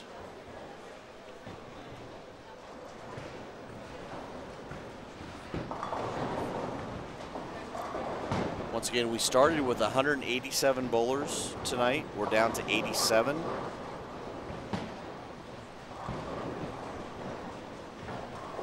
The bowlers this evening and all week for that matter are bowling on the 37-foot high roller pattern. It's 2.84 to 1 ratio, 28 mils of oil, so it's not exactly easy out there right now. Just to finish my train of thought from a second ago, joined in the booth by Mike Flanagan, PBA and USBC Hall of Famer Del Ballard Jr., and we also have Tim Mack walking around as our sideline reporter, our version of Kimberly Pressler. Yes. Not nearly as good looking, but we'll take him. That's debatable. That's completely debatable. Tim Mack, if you go ask him if he's more beautiful than Kimberly Pressler, he will tell you that he is. Can you guys hear me? Yeah. Yes, Okay. we can. I don't know if I'm more beautiful, but You throw it better than Kimberly does. I can hook it more than You can Kimberly. hook it. No doubt. Guys, what a drastic difference in just the view of what's transpired in one round as you look across the house. So this tournament's going to dwindle down pretty quickly in a hurry. Well, Timmy, like you and I talked about when we were discussing the division breakdown and going from pair to pair, we saw the first round, we had the younger guys in the scratch division bowling on the low end, and now we've got on lanes 3 through 8 down here, just to our left, we've got the 189 and under handicap division. Right now. So the other group, the one that was down here, the 35 and under scratch bowlers, are now on lanes 15 through 20. So they're going to totally different parts of the bowling center. So it'll be definitely interesting to see how that plays into the strategies of what these guys are doing. No doubt. We talked about it earlier, right? Dale, fire in if you want. Yes. When I was here for Team USA trials about a month ago, generally the house characteristics was the low end hooked earlier and a little less down lane, and as you moved right to going towards the high end, the ball seemed to skid through the front a little easier with a little more return down lane. And it does look like the guys that are coming from the high end down here, it does appear that some of their balls are hooking earlier than they had before. You know, Timmy, one thing I'd really like for you to keep an eye on for me, since you've been down there walking around, and the 35 and under group is kind of right there to your right. Right. Look and see, are the guys, and I'm not sure if there's any of the ladies still left, but look and see if they're using the same balls. You know, because that would be one thing that I would look at is if, for instance, well, my main man Booger, yes, who's down there, you know, he was using ball A. Marble S. When he was on 3 and 4, is he using a different ball on 17, 18 now? So I know Alex is still using a record. I'll tell you what, guys. Here's going to be the key: is this bay right in here, where you had the 189 average players that came out and broke the lanes down, and now you got the young bucks in here. I think this is going to be an interesting scenario to see what happens, and I think the guys that can maybe get a little bit more angle and create a little bit more entry angle and hook it a little bit more are going to be at an advantage. You know, one thing I saw earlier in the week, and the main person that I saw doing it is your buddy Guy Kaminsky. I watched him for probably 3 qualifying rounds in the sweepers, really cut the head sharp. Yes. He was in hooking it, but his angle through the front part of the lane was really, really steep. Whereas, you know, a lot of bowlers tend to try and create more of a straight angle off their hand to their secondary target at the end of the pattern, whereas Guy was really circling quick, getting the ball to use up energy quickly, slow down, so his ball didn't overreact too soon. No doubt. Basically play in the fronts, and that's what Alex has been doing a lot of too, getting right really quick, making his ball stand up off his hand and slow down. I tried to tell Guy earlier too. I said that the guy that looks okay now, but after the challenge, those challenge squads with all those lines on them, you know, on the fresh, I said on the fresh you're gonna have to keep it in front of you. You know, you're not gonna be able to jump in there real deep unless you can really touch it and you're throwing it really good, or you get some guys that are in there with you doing the same thing. We watched Alex Aguiar do that game 1, but guess what? 3 other guys were in there with him. So guess what? Guy didn't keep it in front of him on the fresh. He was up at the high end where we talked about the characteristics of the lane. Yep. Bowled a bad game. He's out of the tournament. You know, just like that. Just to give our viewers and some of the guys in the chat, you know, a little bit of background on what we've seen was, you know, probably one of the best looks that I saw all week was a guy that I would guess he was in his late 40s, above average rev rate. He was throwing a sink that looked like it had quite a bit of surface on it, and he throws it 100. And he was playing 6, 7, 8 with that ball, and he labeled every shot for 2 days. Now, as the week went on, that look started to go away, but that just kind of tells you how the pattern has changed from day to day with every strip and re-oil. And I know the most popular thing to do is everybody sit back and say, well, he's changing the pattern. Right. He's tweaking it, he's doing this, he's doing that. But what happens is every time you strip and re-oil, you get a little bit more of the house memory off the lane. Yep. So that changes it. Another thing that you get is, in a lot of cases, in a lot of bowlers' minds, it's a what have you done for me lately type of scenario. Whereas if they bowled last night in the qualifying round and they finish playing 16, 17, 18, when they walk in here the next day, they're going to start around 16, 17, 18, which forces everybody farther left quicker, and the right never develops. And with a wide variety of styles and skill levels, the pattern doesn't really get broken down uniformly, so you're truly at the mercy of what pair you're bowling on. Yeah, you're really at the mercy of how the field plays the lane, not how the pattern. Exactly. Let me tell you something about the field down here, guys, with the young guys. Everybody is left to 20. They're going to get really tough down here in a couple of rounds with the high rev rate. I mean, these guys are beating the lane up. There's not many balls going right at 15 right now. And you're seeing a lot of guys on the nose. These are the guys that followed the 189 and under. So, I mean, there's not a lot of strikes going on right now in practice, but if they can beat up the lane enough and create enough friction for themselves, there might be an opportunity to put some strikes together. But later on, I think they're going to be awful tough. Yep, I agree. Trying to watch a little bit of what's going on down here on the low end with the handicap division, and kind of the same thing. There's a lot of balls going down the lane, but not a lot of them are knocking 10 pins over. I thought sinks matched up pretty well here. I did too. Strong ball, yes, strong course, strong cover, but it clears allow the ball to kind of bleed some energy off and slow down. Yep. I tried to talk to a lot of people about that this week. Is allow your ball to just let the lane take it. Yes. Don't try to do it. Yeah, let the lane take it. Let it do its job, and then one thing that I think a lot of people have a problem with when they come into an event like this is everybody's constantly looking for a 240, 250 reaction. Every game they bowl, they're looking for a 5-bagger, a 6-bagger. They're trying to bowl a big game every game. Whereas when you look at the scores overall, and it's taken 640 to 650 to make cuts, yes, you're looking at a 215 scoring pace. Correct. In most cases.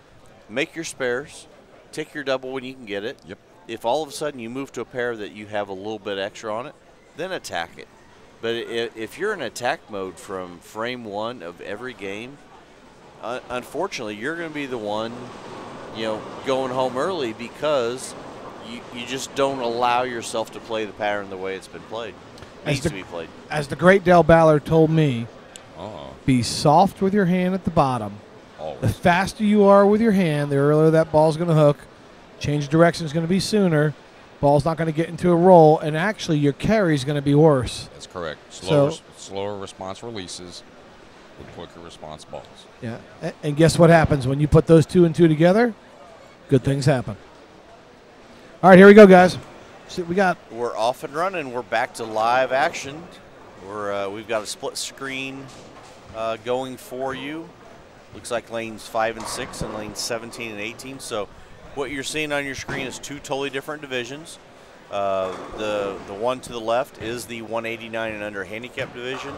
The screen to the right is your 35 and under scratch division. So, hey guys, we got to look at the crowd here. It is pretty packed. Look at the amount of people out there. Is that insane or what? Yeah, we've actually had good crowds here all week long. Friends, family, everybody here watching their bowlers. Crowds just filtering in and out all day long. There have been a tremendous amount of people here in the bowling centers ever since we got here on Sunday. Amazing how many people were here at 9 a.m.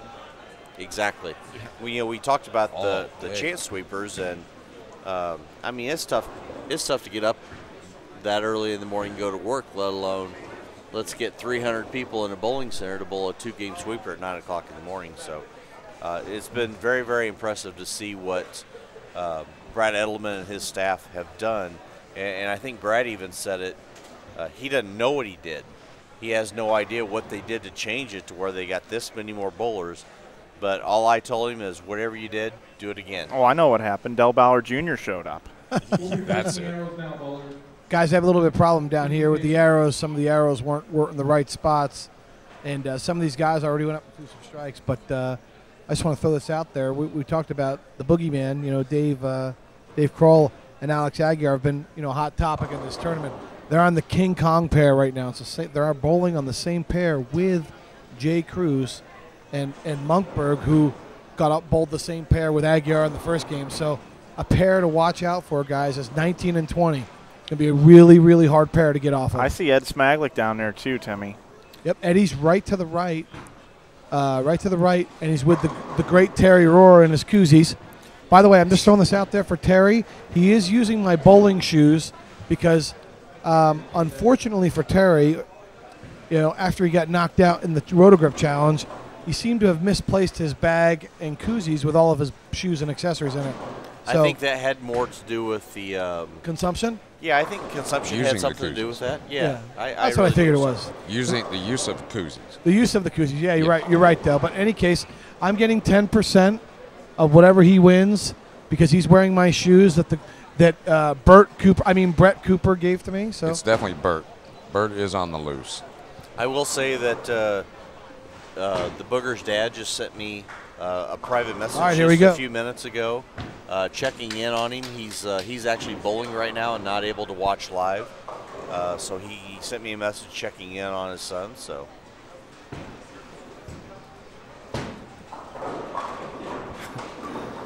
Oh, man.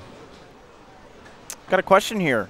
Del, can you take a minute to explain a slower response release? The slower response release, and the way I just try to describe it, like what Dominic Barrett has, a Wes Malott has, where whenever their hand's kind of slow and just gets it off the hand really clean, to where whenever it hits friction, it doesn't want to jump off of it.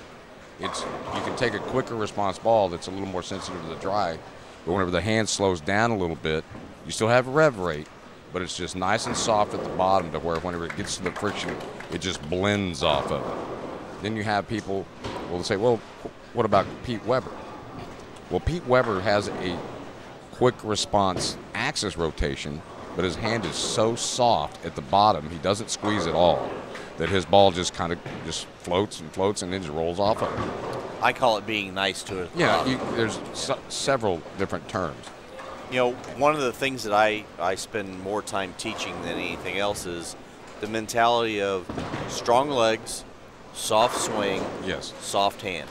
You know, make sure that you use your lower base to create the motion that you're looking for, and create a good solid foundation, and then just allow your swing to be nice and easy, so that way the ball follows your hips. The direction that your hips are in line is where the ball goes, and as long as you're in line with your target, you shouldn't have any issues.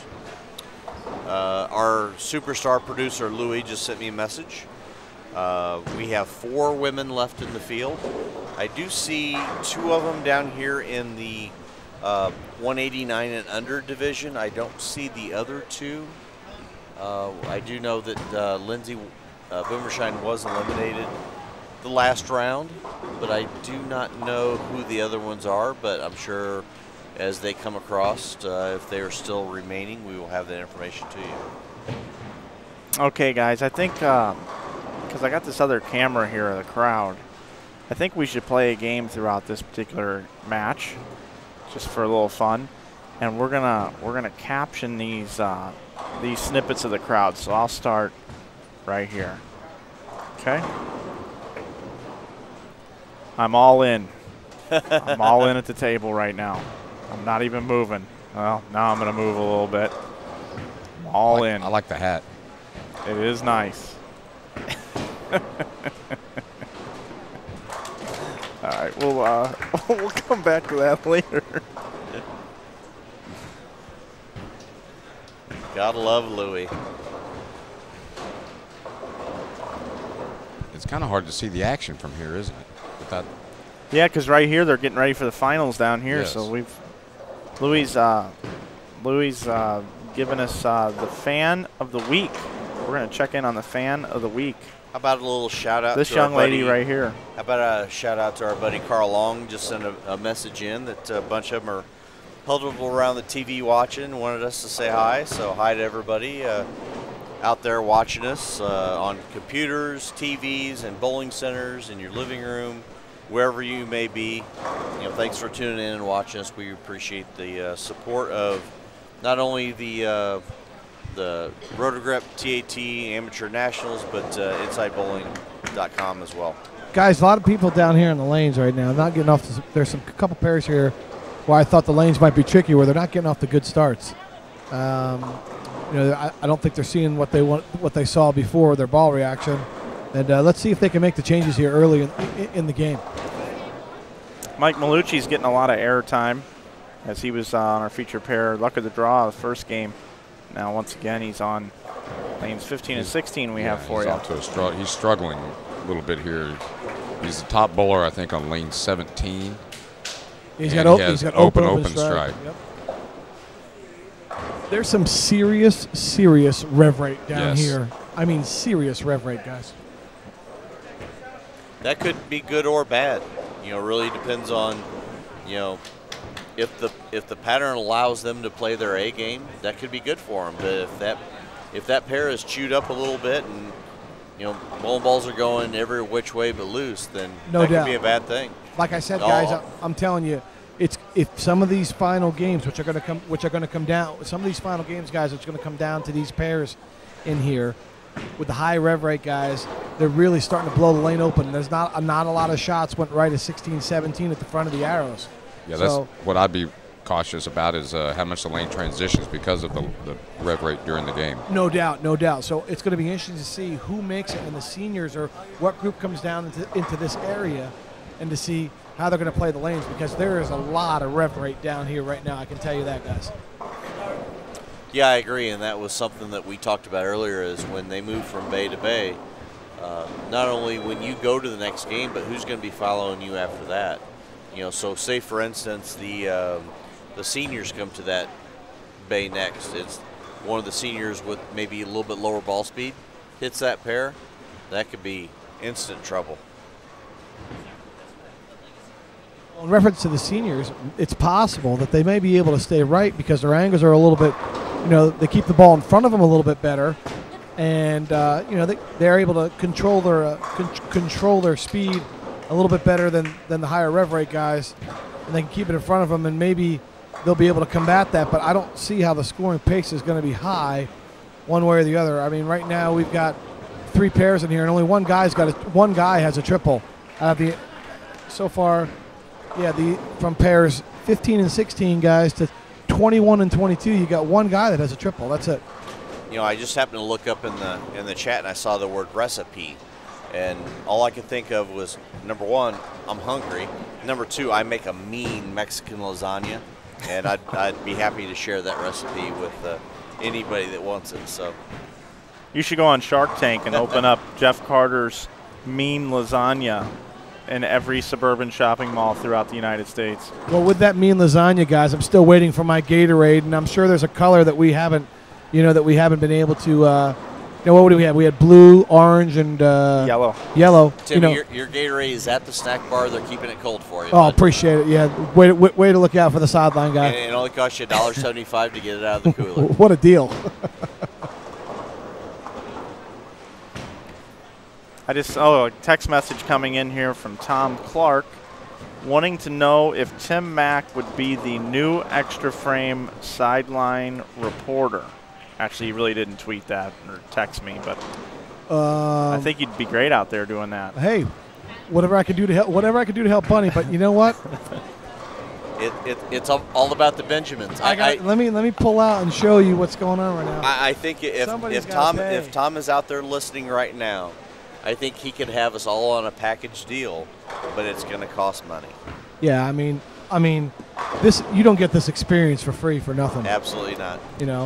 And we're in Vegas. Deep pockets, baby, deep pockets. Well, that's all you have. Mike Albert is on 15 and 16. Yes. We have a question. Yeah, we actually can see him from where we're at. He is just to the left of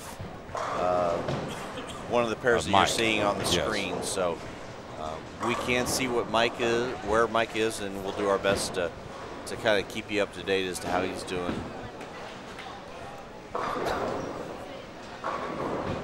on 19 and 20, guys, the lowest rev rate bowler might be 400.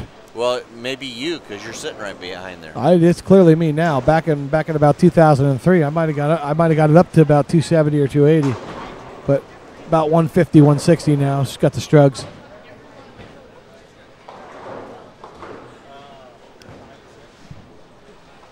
And just a little quick update, guys. Alex Aguiar down here, still looking really good with his Roto Grip wrecker. Doing exactly what you said, Dell. Getting it right early and actually creating some hold that way. Just and obviously with his rev rate, able to create an enormous amount of back end. There's not a lot of hold on 37-foot patterns anyway, so you have to create hold by angle through the front. That's correct.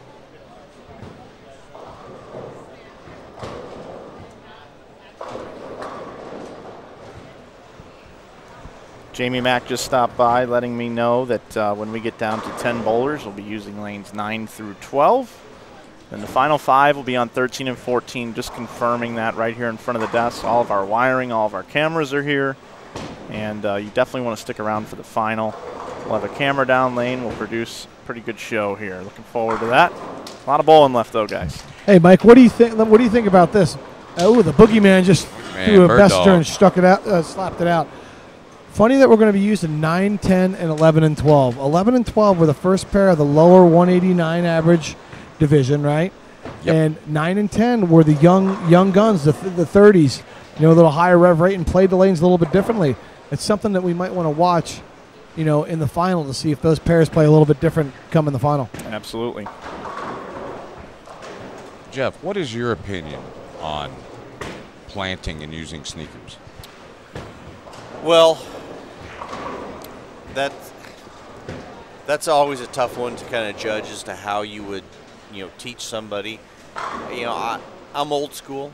I was taught to slide toes first, more the David Ozio method, and allow your heel to drop and break to stop you.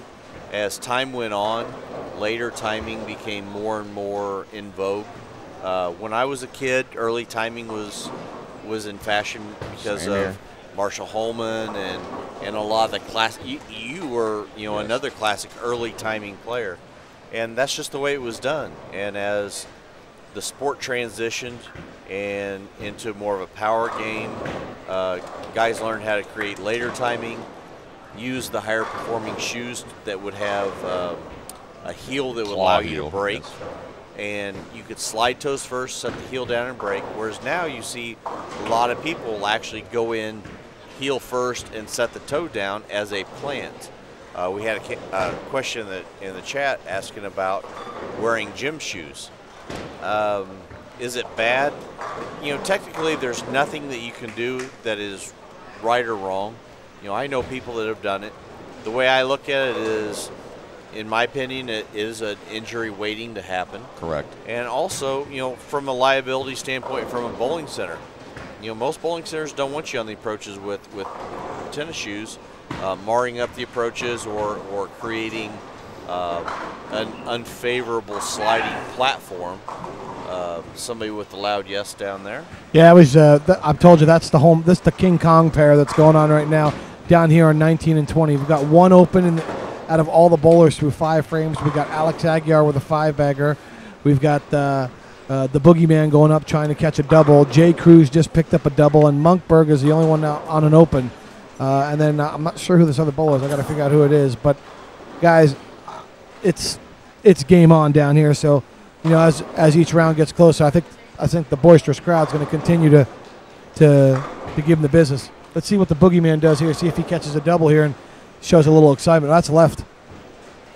Oh, he threw it bad. 3-6 or 3-7-10 or 3-6-7. Sorry, it's a split. Hey, we've got another question here that for all of us. Timmy, maybe me and you more so us than Delmas, but Timmy, what's your favorite ball out of Utah of all time? That's a tough one, guys. There's so many great ones over the years that have been made, and you're asking me to pick one ball in 19 years of throwing storm balls. It makes it a little bit difficult, but I could probably give you a couple. top 5. I'll give you 2. Give me your top 2. I'd have to go early. I'm going to go in the 90s. I'd have to go with. I'd have to go for me with the Lightning Storm in the mid 90s. This was just a great ball. But you got to remember, guys, the oils changed. As the oils changed and the friction and on the lanes have changed because of these balls keep going down the lane. The cover stocks have changed, so it's definitely made them different. I also was a big fan of the X Factor, and it's in the Thunder Road. It's hard to beat those bowling balls. Hey Tim, they just canceled the X Factor. It was announced yesterday. Simon Cowell will not be back. They canceled that on Fox. It's no longer going to be around. Well, maybe I can take over for him if I can get into his wardrobe and get some of those shirts, and if I can have 1/10 of his salary, I can run the X Factor. I can talk bad about people and behind the camera love them. Little bonus coverage down here on lane 7 and 8, and also Louie now has the wireless. He'll also be going down to 19 and 20. We have some folks asking for that pair. Got some folks here watching overseas, wanting to check out the action on lane 7 and 8.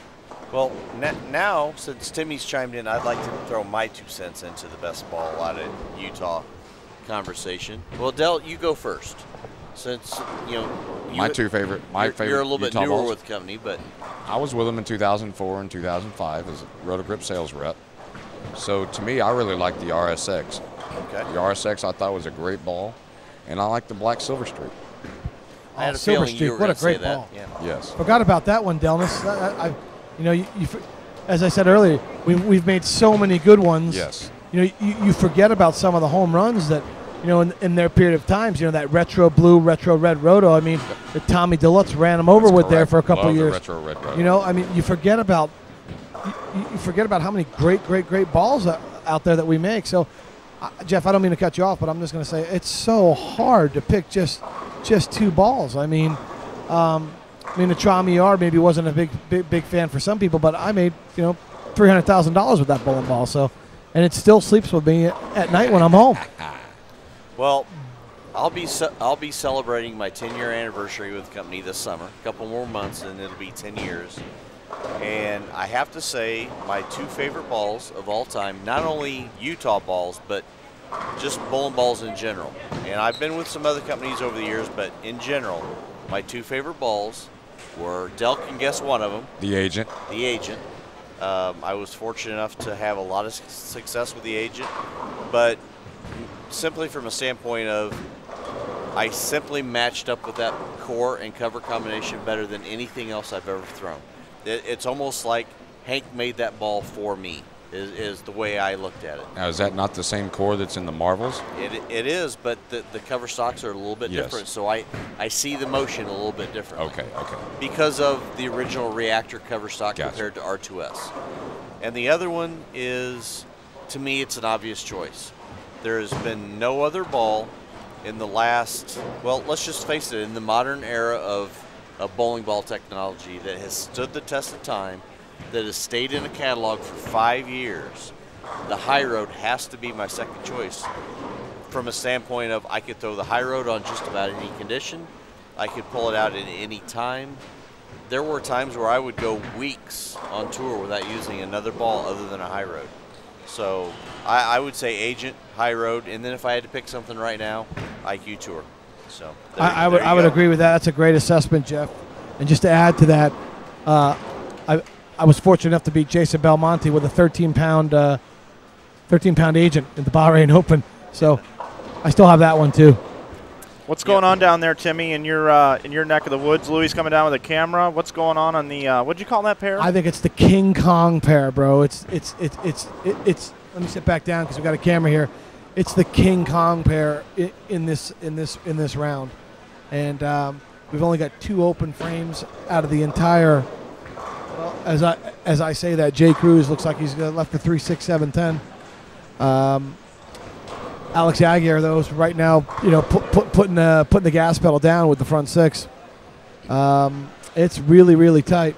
Guys have obviously figured it out after the first couple of frames because we're starting to see a couple guys string some strikes.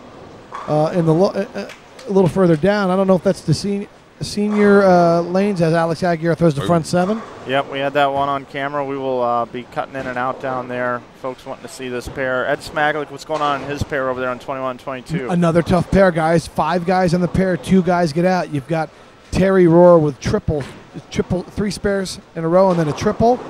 And then the gentleman that's just up now getting ready to go throw a 4-bagger. I can't see who it is from behind, but just threw a flying messenger and saw the rack. And he's right now, Terry and the D bowler are in the driver's seat, 260. And our crowd favorite, the boogeyman right now, is Bird Dog. just threw a big double to get back in the game. I think it's taken 220, 225, 230 at least to get off this pair, off the 19 and 20. So we've got a lot of action down here, guys. I'd like to get down a little further if I could see what divisions, where's the division split, guys, on 24, 23 up to like 27? 21 to Timmy, 30. the middle division's 21 to 30. Okay. Then the seniors are on 33 to 38. And the 215 and under handicap division is 39 and 48. So why don't you just carry the mic down there, even though we won't be able to hear you that far down.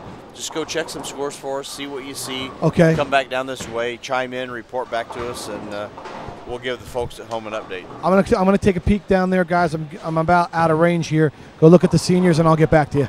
All right. So once again, we do have the 189 and under handicap division kind of off to our left, and we have the 35 and under scratch division just off to our right. A lot of you out there are asking how so-and-so is doing. You know, I know you guys want to know who your family, friends, favorites, whatever is doing, but unfortunately, if we don't have names attached to who's bowling, we don't know where they're at. We're totally at the mercy of the tournament staff. We can't see all the way down to lanes on the high end, so we don't know how so-and-so is doing. We're trying to do our best to get you the information that we can. And for those of you that are asking for different lanes, different cameras, we have cameras set up on 5 and 6, 17 and 18. We have, one panning the crowd. We've got a few others, but it's just impossible for us to cover the entire bowling center with cameras. It's not cost effective, and we wish we could show you every camera, every pair, every angle that is possible, but it's just not available to us. So we would love to be able to do it, but we just can't do it.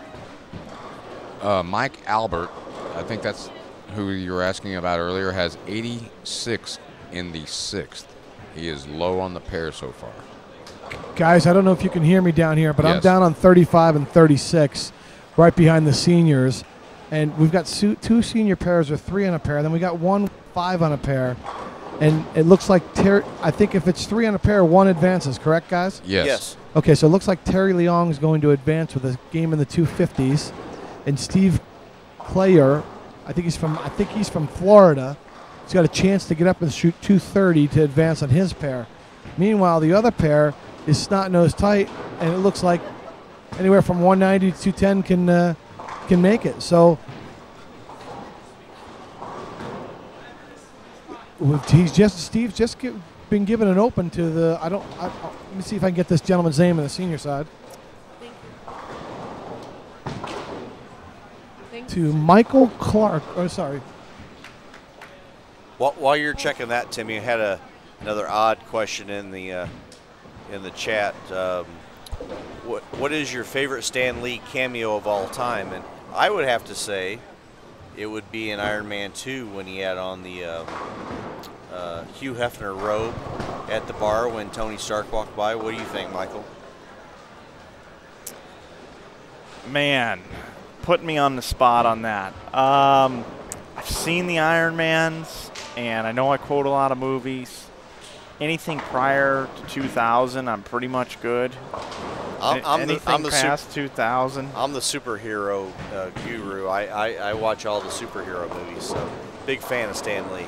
Yeah, I enjoyed that series, but don't know it quite like you on that one. Hey, guys, don't mean to chime in, but Sure. Do you guys remember the gentleman that bowled the 830? Was his name Willie King? 30. do not remember. He bowled the guy that I saw him earlier. Senior bowler that shot 830 with an uproar. Curly right? hair. Yeah, Curly I hair. think I Curly can hair. see Yeah, him. he needed a double in the 10th to get by in his pair, and he left the 3-6-10, and he was one of the bowlers that fell out. So the gentleman that shoots 830 earlier in the week with the Roto Grip uproar, his tournament is finished for the week. And he had a great look earlier in the week, and I know I watched him a little bit, but as the week went on, he wasn't bowling nearly as well. But also that's also a downside to bowling so well early in the week. He was in the main event Monday. Hey guys, I'm down here with senior bowler Terry Leong, and he's just come off his pair, and I've got Louie coming down to take a peek at us. We're going to give him a quick interview. Terry, great 255 game. You've had a lot of success in this building over the years. You never age. I won't tell him your age, but you look like you're 30. Tell us how you're feeling, and tell us what you're using out there and what you think your chances are of advancing in this true amateur tournament. Well, above all, you got to be lucky. You got to get the breaks. You got to get the pairs. I'm using a tropical heat. Makes Corbett upset every time I use something more than a month old. But it's a great ball, just like all of our balls on the line. The last time you and I were here, we won that Mo Rich doubles. That's right. I was fortunate enough to win a big tournament with Terry Leong here back in 2006, and looks like Terry's going to try to do the same thing. So congratulations to Terry Leong, 255, advanced to the next round. My life is always better with Timmy Mack. Thank you. There you go, have it, guys. Thanks, Back Timmy. to you up in the booth. Got a little shout out to Dave Bartlett joining us in the chat. I know, Dave, we've got a sweeper we're running tomorrow in Bloomington, Illinois. Dave has just recently joined a venture that we have in Central Illinois called Land Lincoln Tournaments. So glad to have Dave on board, and wish you the best of luck with the sweeper that we're running tomorrow. So wish I could be there, but I'll be on my way to Utah. Going to go spend a couple days at the plant getting some work done. So good luck, Dave. Louie, your range is about 22. Guys, did you get me up there? Could you guys hear me up there? Yeah, we heard you. We could we hear did. you, We were but, okay? but we had no Couldn't video see me. feed from that far down. Okay, guys, I just want to give you an update. Terry Rohr's bowling with Ed Smilek. This is a battle. This pair's in a battle. It just looks like the anchor bowler is just 2-8-10, and Ed Smilek's tournament's going to be done. We've got 260, and Terry needs a spare and a 10th here to advance. So. And we're on Booger right here. He needs this hit, guys. He really needs this hit because they got 238 in the sheet at the bottom, 223. Alex Aguiar is already in the clubhouse. Good. Dude, Booger strikes. This might be the Booger's week. So, Mucinex, Boogers, Kleenex, whatever you got to do. I'm telling you guys. Team Swanee. Team Swanee. Just seeing a quick. And Mike Malucci's pair looks like it's going to take a real big number to get off that pair as well. Alex Aguiar just switching to the Roto Grip uproar, which First 8. you guys, 10 spare. for all our viewing fans out there, Jason Belmonte just won the tournament, PBA tournament champions in Detroit, using strictly the Roto Grip uproar all week, picking up the tournament of champions and also player of the year in the same week.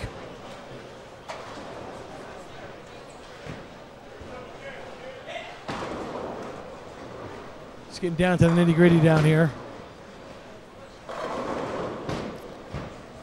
Right side of your screen, watching lanes 17 and 18, Mike Malucci and his guys. Is Malucci going to move on, Timmy, does it look like? Malucci can shoot with a spare 206, guys.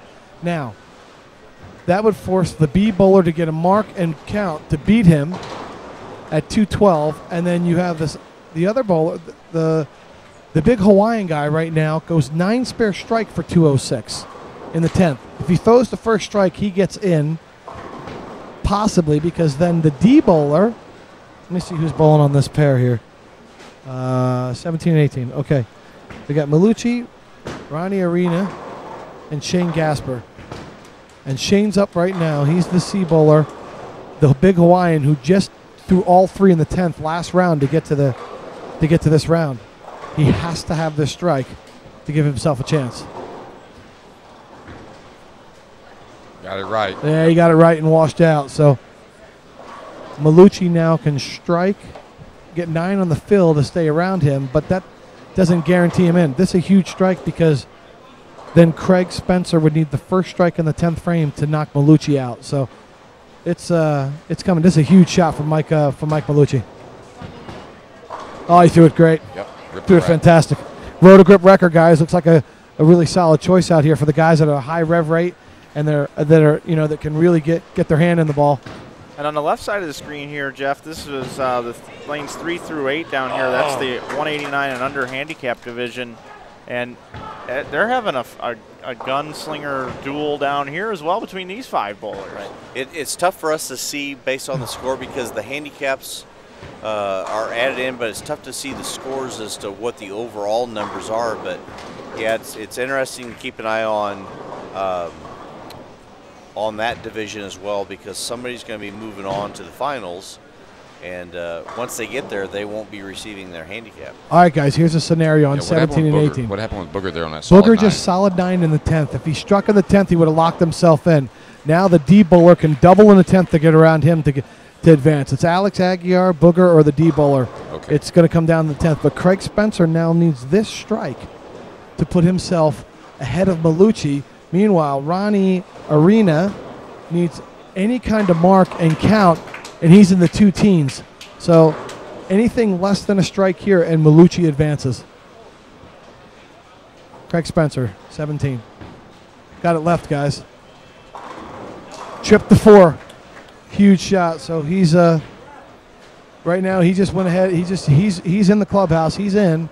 Now Ronnie Arena needs a mark in the 10th to knock out Mike Malucci.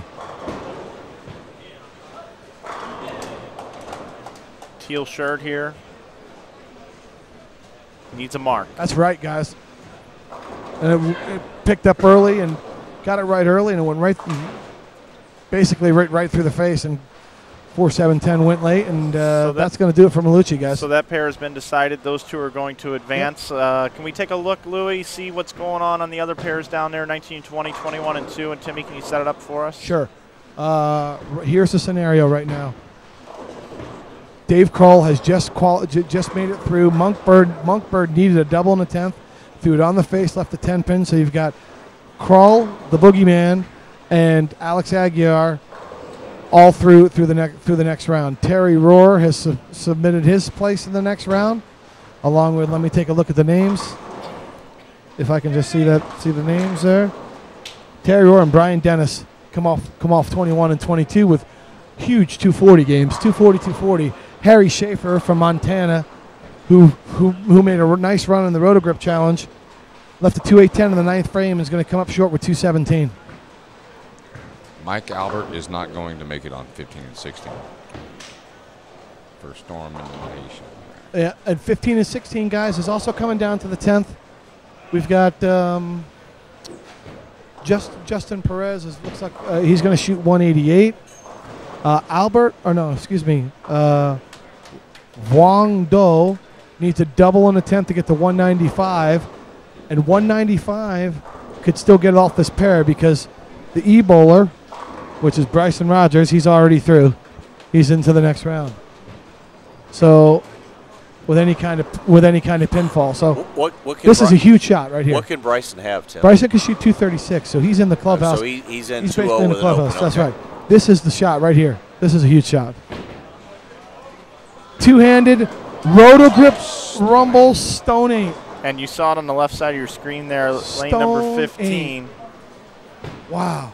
That was a solid 8.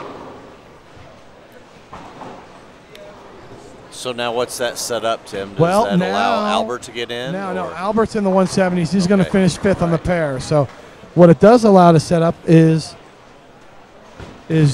Justin Perez still has a chance. Now I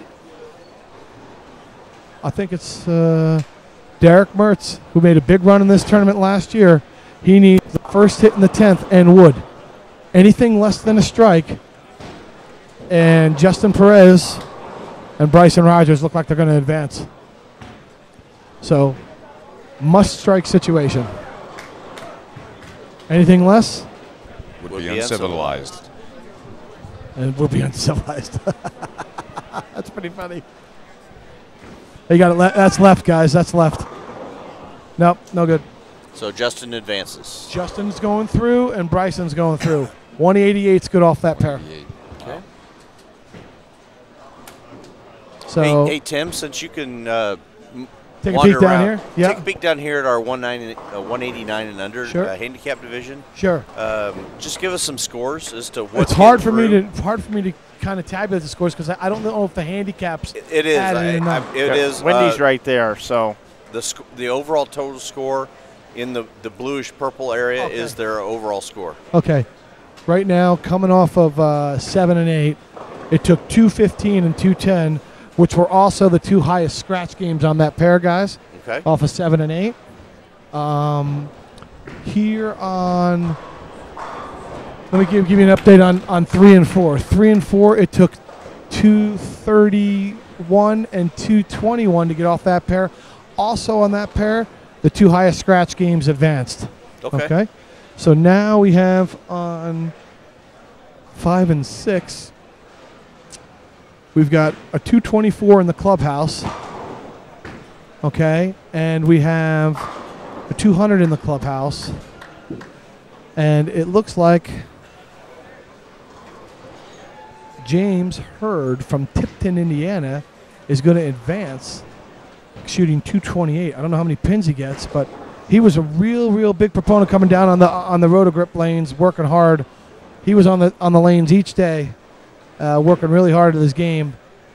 So if he was able to cover this spare, I think based on the handicap, it's not added in, guys. It looks like those two gentlemen are going to advance. Hey, Timmy, what is the highest scratch score down there? Highest scratch score amongst the 15 handicap bowlers left. Okay, we've got. It looks like that highest scratch score is going to be James. James Hurd's going to bowl 214 scratch, and that's going to get him in. Okay. Oh boy. So we've had 214 scratch and a 206 scratch on the handicap side. Well, we had talked about earlier about what's going to happen when everybody gets pared down to the final 5. You know, we have the 3 different age groups of the scratch divisions. Okay, guys. Wendy McPherson has just told me there has been a tie. Ooh.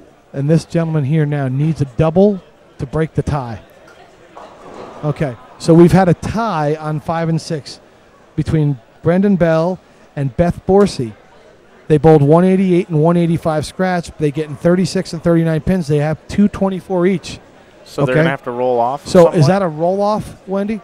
It's going to be a 9th and 10th frame roll-off down here in the handicap division, guys. We're going to leave the camera right there on them so we can bring the roll-off to you. Yeah, we got a great camera on that already. I think so Louie's coming over. You know, Tim, what I was getting ready to say was, like you and I talked about earlier, when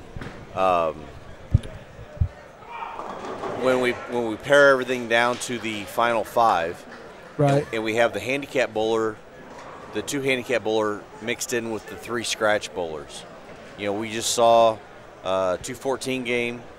Obviously, we've got a few 180s down there. Right. That's going to be more than good enough to beat some of these guys, depending on what pair we bowl on. Guys, James Hurd bowled 214 clean. Okay. And he got 24 pins. Okay. Would you 238. Would you be in agreement saying that 214 could possibly win 20 grand? All day long. All day long. Because you know what? 214 with 28 gives you 238.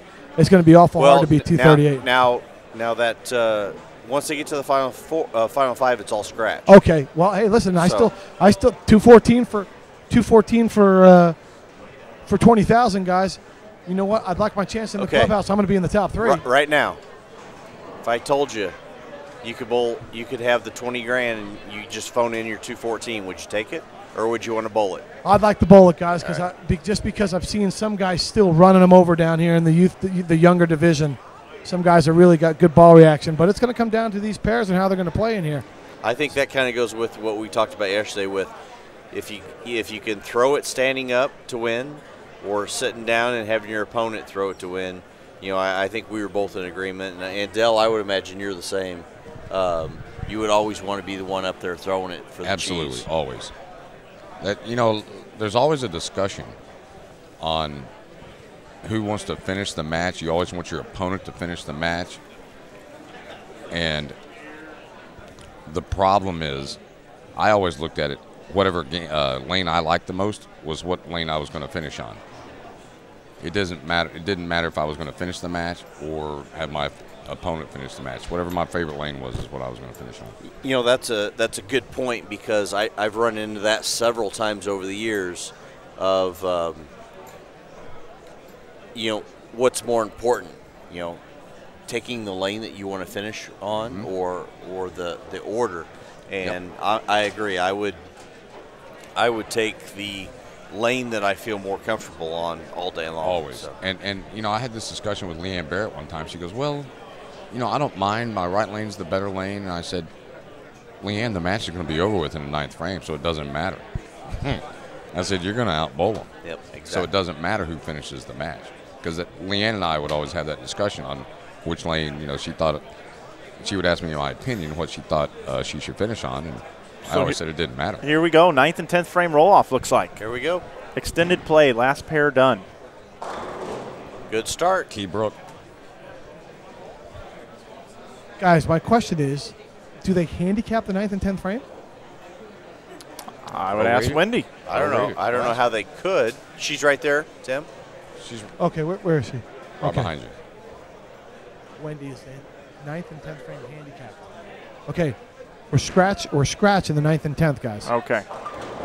Okay. So it's whoever gets the deal done gets it done. Looks like she just needs to make the spare, move on to the 10th, and just try and stay clean and I would force think- her opponent. I think 40 would be Same. enough. Yeah, definitely.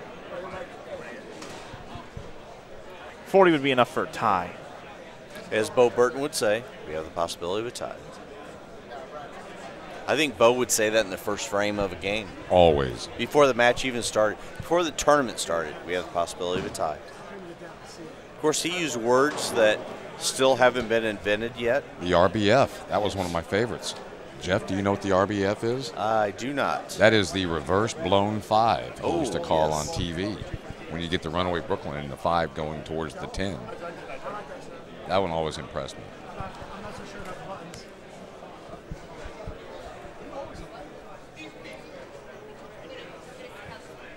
So here we go, big shot coming up. First shot in the 10th, 9th, and 10th frame roll-off. Handicap division, 189 and under. It's got to be close. Oh, boy. No, that's hooked not at going the to very help. end. No. That's pretty disastrous right there. So basically, he needs 8 or 9 on the first Yeah, ball. that's 7-2 puts her at 26 in 2 frames. Yep. So if he gets 8 on the first ball, he Right. worse is Eight he out. is tie. No, It's a tie. 8 out is a tie. Correct. 26-26. So we still got a ball game here if she gets 2 pins. She looks like she's getting 2. It's pretty key right there. You know, that's a good lesson for everybody at home is, you know, no matter what, you leave a split, especially if it's an unmakeable one, just get the count and move on. You never know. Good things could happen. What's amazing about this tournament is we got this handicap division down here, and they have just as much of a chance of winning the 20 Gs as an Alex Aguiar or any of these other guys. That's right. Ooh. He needs, gonna have to bro. make He two. needs. He's got to get 2 to win. He's got to get 2.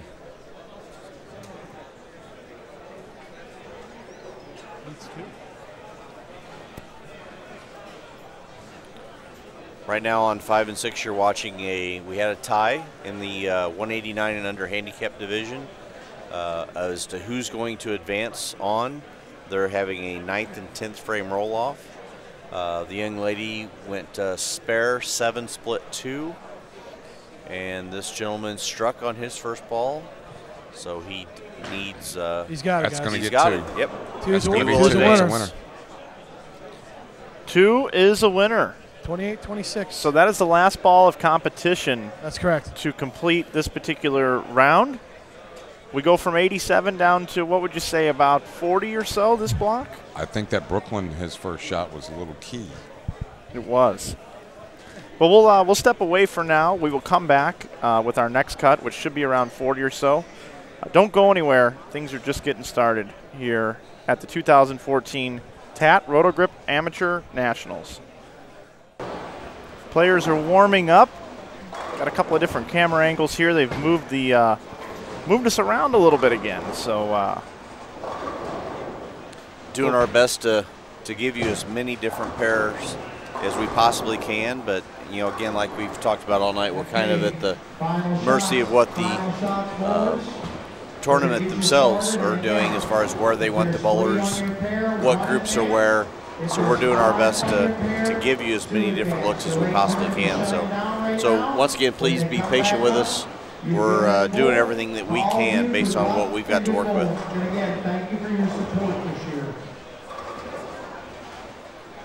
So we're going to have lanes 5 and 6 for you. Lanes 17 and 18.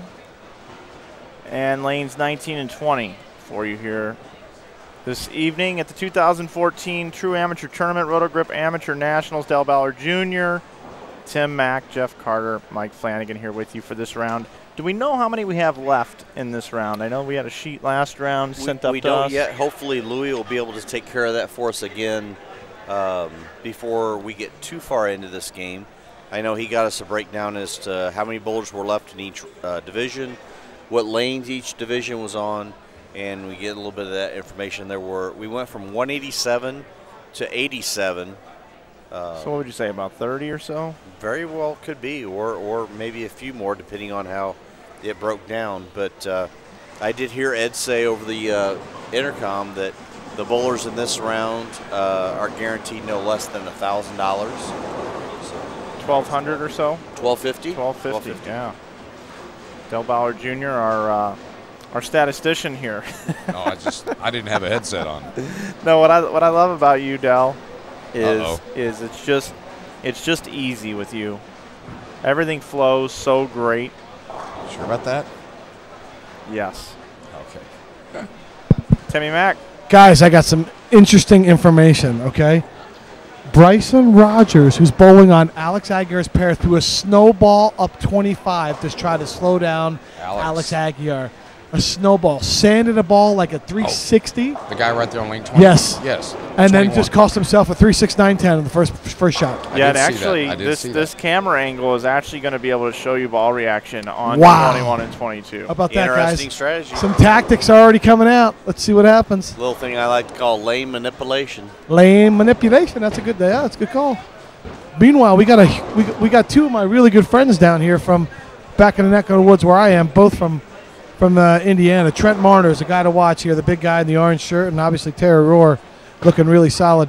And my 10% is still alive because he's using my bowling shoes. Hey, Timmy, can you tell us where you're talking about right now? Where are you talking about this happening? This lane, the lane that happened on Alex Aguiar's pair was. No. These guys you just talked about. Oh, I'm sorry. Terry Rohr's down here on 3 and 4. Yeah, I got a big pole in my way. So okay, and you got Trent Marner here on 5 and 6. You can't really miss him. He's a pretty big guy. And he doesn't get cheated at the bottom, so you might want to take a peek at. There he is. Does he get after it? He gets after it, boys. Hey, Timmy. Yes. If you get a chance, since you don't have to go as far now because it's whittling down, take a look and see how many ladies we have left and how many left-handers we have left. Believe we have one lady left. Is she one of the international players? Yes, that is Mexico? Lily Robeles. From Mexico? From Mexico. She now resides, she goes back and forth from San Diego, where her husband is, to Tijuana and back to Mexico. Okay. And left these guys. Let me take a quick peek. Right now down here we've got Kevin Gagnon, Trent Marner, for sure. I'm very happy for Kevin. I spent a lot of time working with him this week. And he put some time in. He's come up to me between rounds thanking me endlessly for everything we've done this week. So nice to see that his hard work paying off. Got 3 lefties down here in the low end, guys, for sure. Jerry Burnett, I'm pretty sure that's Jerry down there in the purple shirt, Rochester area guy. Great guy, bowled with him a long time. You got Trent and you got Kevin. And let me take a peek up at the high end, give you guys an idea of how many lefties we got at the high end. Yeah, and if you're going to go down that way, would you make sure, can you do a bowler count? Yep. Give you a count and I'll give you numbers. Certainly, guys, we only have one lefty left. One lady left in the field. That's a tongue-twisted term. I'm having a hard time with that one, guys. What'd you say, Tim? Something. Viva la Mexico. That's what I said. Yes. Guys, it looks like the senior division is down to 5 players, okay? 5 players, so that'll be cut to 2. We got 10 players left in the division. I'm going to say it's the 215 under division. Would that be correct, guys? On 27 to 30. We Sounds don't have about a right. breakdown. Okay, and then in the young men's division, we've got 15 up here. Yep. 6 here. 21, 6 here. 27. And then what we got down at the low end? You guys can see that. Looks like we've got 9, don't we? 6. 6. 7. 8. So- Isn't it? 5 on 3 and 4. Nobody's on 1 and 2. Nobody is on 5 7 3 and and 4 and 3. 5 and 3. You got 8. Oh, is So it it looks 5 like and 3? 35 Okay. players left, guys. 35. 35.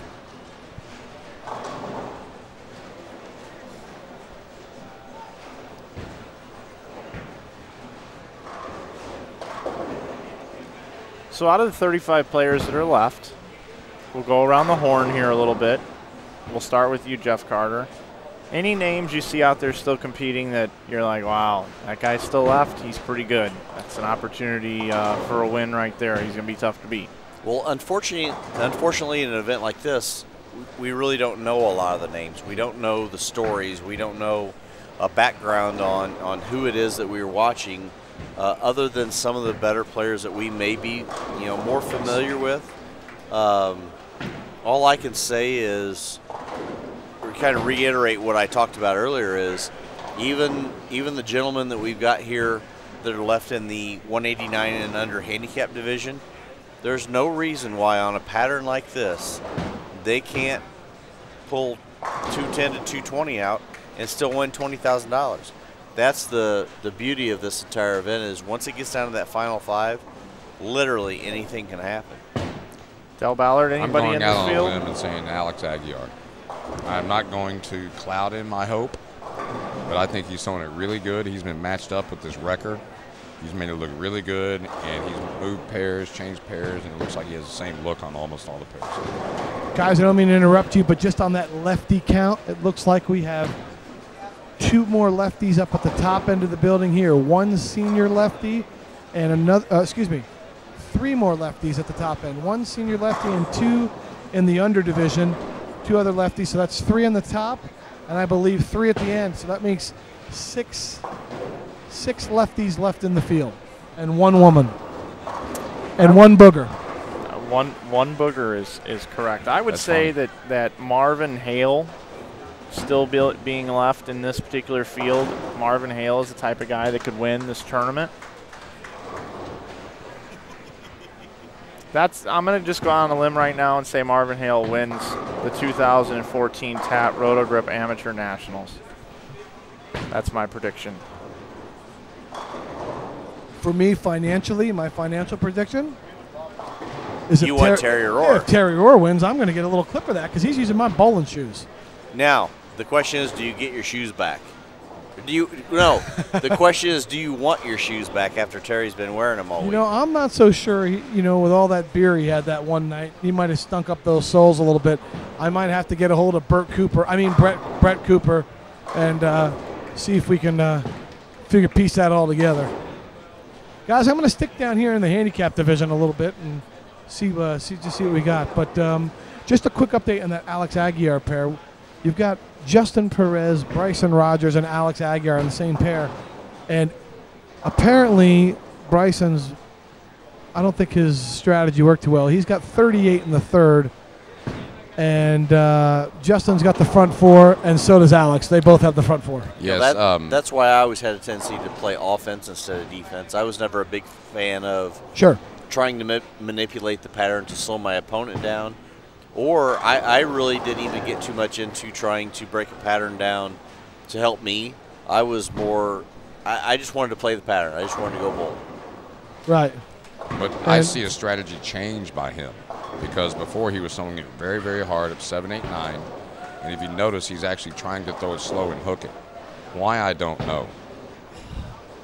See what I'm talking about, Tim? Remember how he was bowling the last game? Absolutely. That would be something we'd need to ask him after the match is over. Exactly. To see why what he his changed his thinking strategy. Is he doing that because of the people he's bowling with? Or is he trying to match up to what they have because he thinks Dale, I couldn't agree with you more. I clearly think he thinks he's not going to be able to strike enough with Alex and Justin just because they're higher rev rate players and they're further deeper in the lane. I clearly think he was just trying to maybe give himself a hook spot too. I don't know what his thought process is. We'll have to ask him, but I don't think he thought he could strike enough with those guys. That's why he's done it. Hey guys, change the camera up down here on 3 through 6. We now have all 4 lanes down here in this division together. Is this is this a division that you think can win the tournament? I predicted earlier that it would be the division that would win, the middle division, lanes 3 through 6. Terry Rohr, Marvin Hale, a couple of folks. Timmy, you were talking about some people you know down there as well. So that's the big lefty Trent Marner down there. He's got a big strike ball. I bowl league with him on Friday nights in Indianapolis, and he's not afraid to put some strikes together. Guys, we got a great pair down here at 23 and 24 with Craig Spencer, David Boogeyman Kroll, and Ronnie Arena, who this is a pretty good battle here. Only one bowler is going to get through, and we've got spare 4-bagger for Ronnie Arena. We've got spare triple for Spencer, and we've got open spare triple for the Boog. So it's this is going to be definitely a feature pair to watch as things transpire. Just to give you guys a little rundown as to where everybody's at. On lanes 3 through 6, we have the middle division. This is scratch, 35 through 54 age group. On lanes 17 and 18, we've got our 189 and under handicap division. On lanes 21 through 24, we have our 35 and under scratch division. On lanes 27 through 30, we have our 215 and under handicap division. And in that division, just that last game, we had a bowler in the 215 and under handicap division have the front 10 for 288 last game. And then all the way up on the end, we've got on lanes 31 and 32. You said there was 5 bowlers left in the senior division, Tim? Yeah, Jeff, that's what it looks like. It looks like all 5 bowlers are on the same pair. So that means 2 bowlers will advance from that pair to bowl a one game to get into the final. So one of those 2 bowlers that make it off that will bowl the next game to get in the final. So we'll know who our senior representative is for the overall finals just in the next game. Hey guys, great moments are born from great opportunities. That's what we have here tonight, boys. One game. A little quote from the movie Miracle. If we bowled Alex Aguiar 10 times, he might win 9. But not tonight. But not this game. Not tonight. Why'd you have to pick on him? Well, guess what, guys? Bryson Rogers' theory is clearly backfired. He's got no doubles through 6 frames. Justin Perez has the front 4, 9 spare strike, and Aguiar is working on the front 5. Back to the feature pair that I say on 23 and 24 with Craig Spencer, Dave Cole, Boogeyman, and Ronnie here. Spare 4-bagger, 8 spare for Ronnie, 128 and a 5th with a spare up. Spencer working on a 4-bagger, looking to make it 5, and the Boogeyman working on a 4-bagger as well. We've got a couple of our lefties down here in the 35 to 54 middle division. Kevin Gagnon on lane 4 with a swisher strike. He's bringing it. He is, and Kevin and I, like I mentioned earlier, we talked about a couple different strategy options, and he's been going back and forth. I just talked to him a few minutes ago during the break. He's been going back and forth between those 2 options, going pair to pair, using a wrecker with some surface or a IQ Tour a little bit farther left with some surface. So he's really doing a good job managing pair to pair as to what his strategy is going to be. Hey, Jeff, he put in a lot of time on the days that the Brunswick, on the Brunswick lanes down at the Roto Grip training facility where we had the Roto Grip practice range. He put in a lot of time, guys. I mean, a lot of time. I think one day there he was there for 4 hours. Just never stopped throwing shots. By the way, Tim, Mr. Crispin's on the phone for you right now. Yeah, that's okay. It was on Brunswick. We're on Brunswick Pro Am lane right now, at the Roto Grip practice range. I like how you call it a range. Yeah. Yeah, well, that's what they call it. I mean, That's what PA's I always mean, called it. The based on practice range. hey, listen, Mike. Practice range. Based on what happened, guys, I got to be honest with you. When there was 35 people on the practice range at the same time, it's a range. Yes. Yeah. It's a range. You know what I mean? It was. Ugh. The boogman throws a 5-bagger. It was a cluster down there the other day for a while. It Oh was, my God! Couldn't even move around down there. We had so many people going down there to throw bowling balls. So. Hey, Tim, I just have an observation that I want you to help me out on. Maybe Sure. you can help me out. We've watched the Boogman now the last 3 games, right? This is his 3rd game to bowl, and has he not started out with an open one of the first 2 frames? You are, Dale. You're correct. And then he bails it out from like the 3rd frame on? Is that correct? With each game that goes, he's getting more and more and more confident. That's Now- kind of what I'm seeing too, but is starting off just a little slow each game. No doubt, no doubt. I mean, and right now, you know, right now, if the guys both strike out in the 9th and 10th, it's Yes. 258, 268, 268 tie on this pair, guys. Whoa, So Boogeyman's on a 5-bagger going into the 8th frame. gotcha. Spencer's got, Ronnie. Let me check Ronnie's last name again, guys. I said it before.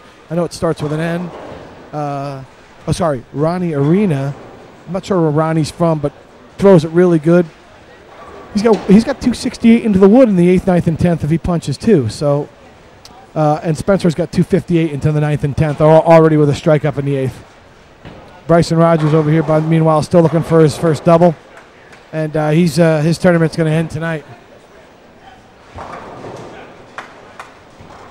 Huge shot here from Ronnie Arena, working on a strike. He threw it good. Guys, I tell you what, if we can get a camera down here on this pair, this is going to be a heck of a finish. I don't know if Louie's got a chance to get down here, guys, but if we get that camera down here, this is going to be some finish because this pair is coming right down to the nitty-gritty. And then you got Aguiar and Justin Perez right next door who have the front 7, and Justin's working on 259. But just went through the face. Aguiar could really put the screws in here if he puts a strike up. Hey, interesting tidbit here on lane number 3, Jeff. The left-hander here in the purple shirt.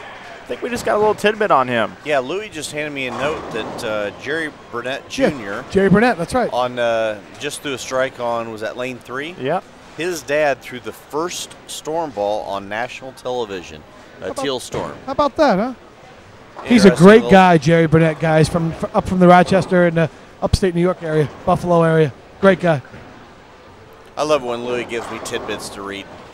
I feel important. That is back-to-back shots. Alex Bird Dog the 9-pin, the stone 9. Guess what, guys? He's got the front 8, and the best that anybody on his pair can do is 250, 247.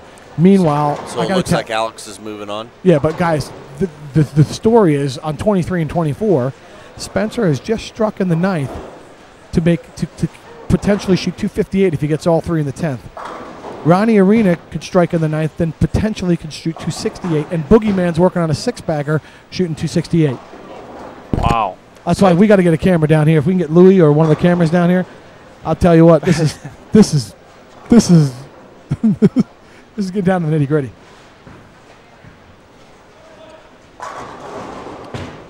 Arena went through the face, so now he's looking at 246 max, which is not out of the wood yet. And guys, just for measure, Bryson Rogers just threw his first double in the 8th and 9th. So it looks like his tournament's done. He's had a good, solid tournament, and Ask him. He's right there. we want to know. We're talking to guys on the live chat. Bryson, what was your thought process in practice to try to burn a spot for you, or was it to try to burn a spot to try to slow those guys down because it looked like it hasn't worked in your favor? He just waved me off. He said. He just waved me off. He said no comment. That means bad strategy. Sometimes, guys. Sometimes I got him here on my left arm. Sometimes things work out that way. Sometimes they don't. We've got some striking going on down here on 3 and 4 with our left-handers down here. I know Kevin Gagnon's got a string going. Kind of hard to see the scores from our angle. You can see 3 and 4 right there on your camera screen. Aguiar's to the next round, guys. He just got the front 9. He's got the front 9. That just locked it up for him. Aguiar's to the next round. And just a quick scenario over here on 23 and 24. The Boogman left a light 8-pin. He's got 197 with a spare up. Can shoot 247. Craig Spencer can shoot 246 for X. And I've just been told in the crowd that Alex Aguiar has shot 800 for his last 3 games. That's somewhat impressive. Spencer with a strike 9 spare is in the clubhouse 247. Oh, he threw it good. Flat 10. Oh my God, it's coming down now. That's a ball change too. He was using the rain on earlier the first 2 games, and now he's into it deranged. So here's the scenario, guys, down here in 23 and 24. Spencer spare strikes for 237 would force a strike spare tie from the Boogeyman for 237. And then Ronnie Arena would need a double for 246 in the 10th.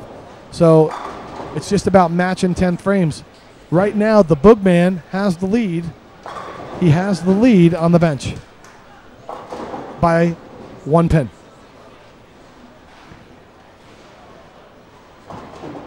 They're bowling much faster down on your end, Timmy. Down here, it's pretty good action down here on the Throwing a lot of strikes, I think that's why. in the middle area down They got here. 5 bowlers on 3 and 4, and I think the most I see down there Roar is is 4. striking. Roar striking now. I hope so. I got 10% of that. Baby needs shoes. Here we go. Louie, great work. We've got Alex Aguiar front 9. Last time we did this, he baby split on a string. We'll see what happens this time. I think he's going to get it here. A lot of redemption at stake here. Terry, I don't know if there's handicap involved down there, but No, Terry that had is the shooting actually too. that is a scratch division down Front there. 10 for Aguiar, huh, Timmy? I'll tell you what, every single one of them has looked the same except for the bird dog messages that have come across the top and take out the 9 pin. He's just got perfect rhythm and perfect ball motion going on. And again, he's going to make it through. How many are on his pair? Wow, what a shot. Well, only 3 on his pair. 1 goes through. Same as on 23 and 24, guys. Craig Spencer with a huge strike in the 10th to fill for 237. Forces Arena to throw a double to beat him, and then forces Boogeyman to double to beat him. So here's Alex Aguiar. We've got a camera on him. He's looking for the first 11 in a row, and you said it's 800 out of the gate here? That's what I've been told. He's had 266, 278 the first 2 games he bowled. 266, 278, and possible 300. 280s right now. Possible 814. Meanwhile, Ronnie Arena is just falling out. He left the 4 pin, so he's done. I think So it's now- 844, isn't it? We got another one.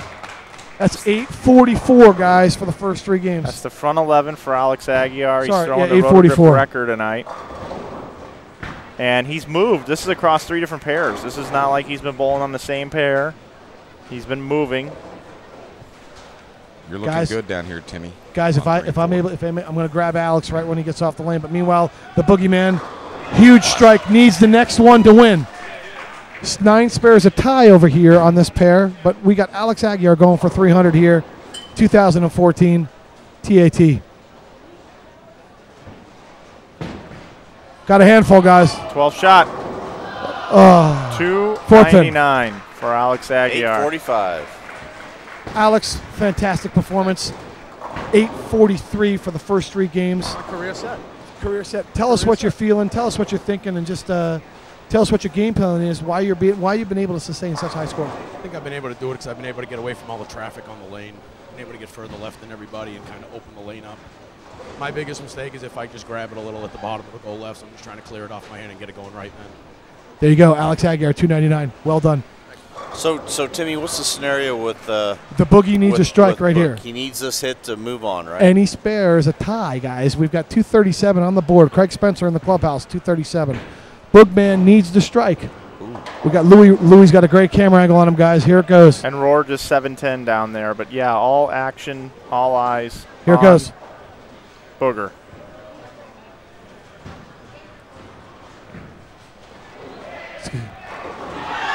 Oh man! Saw the what a rack, shot. baby.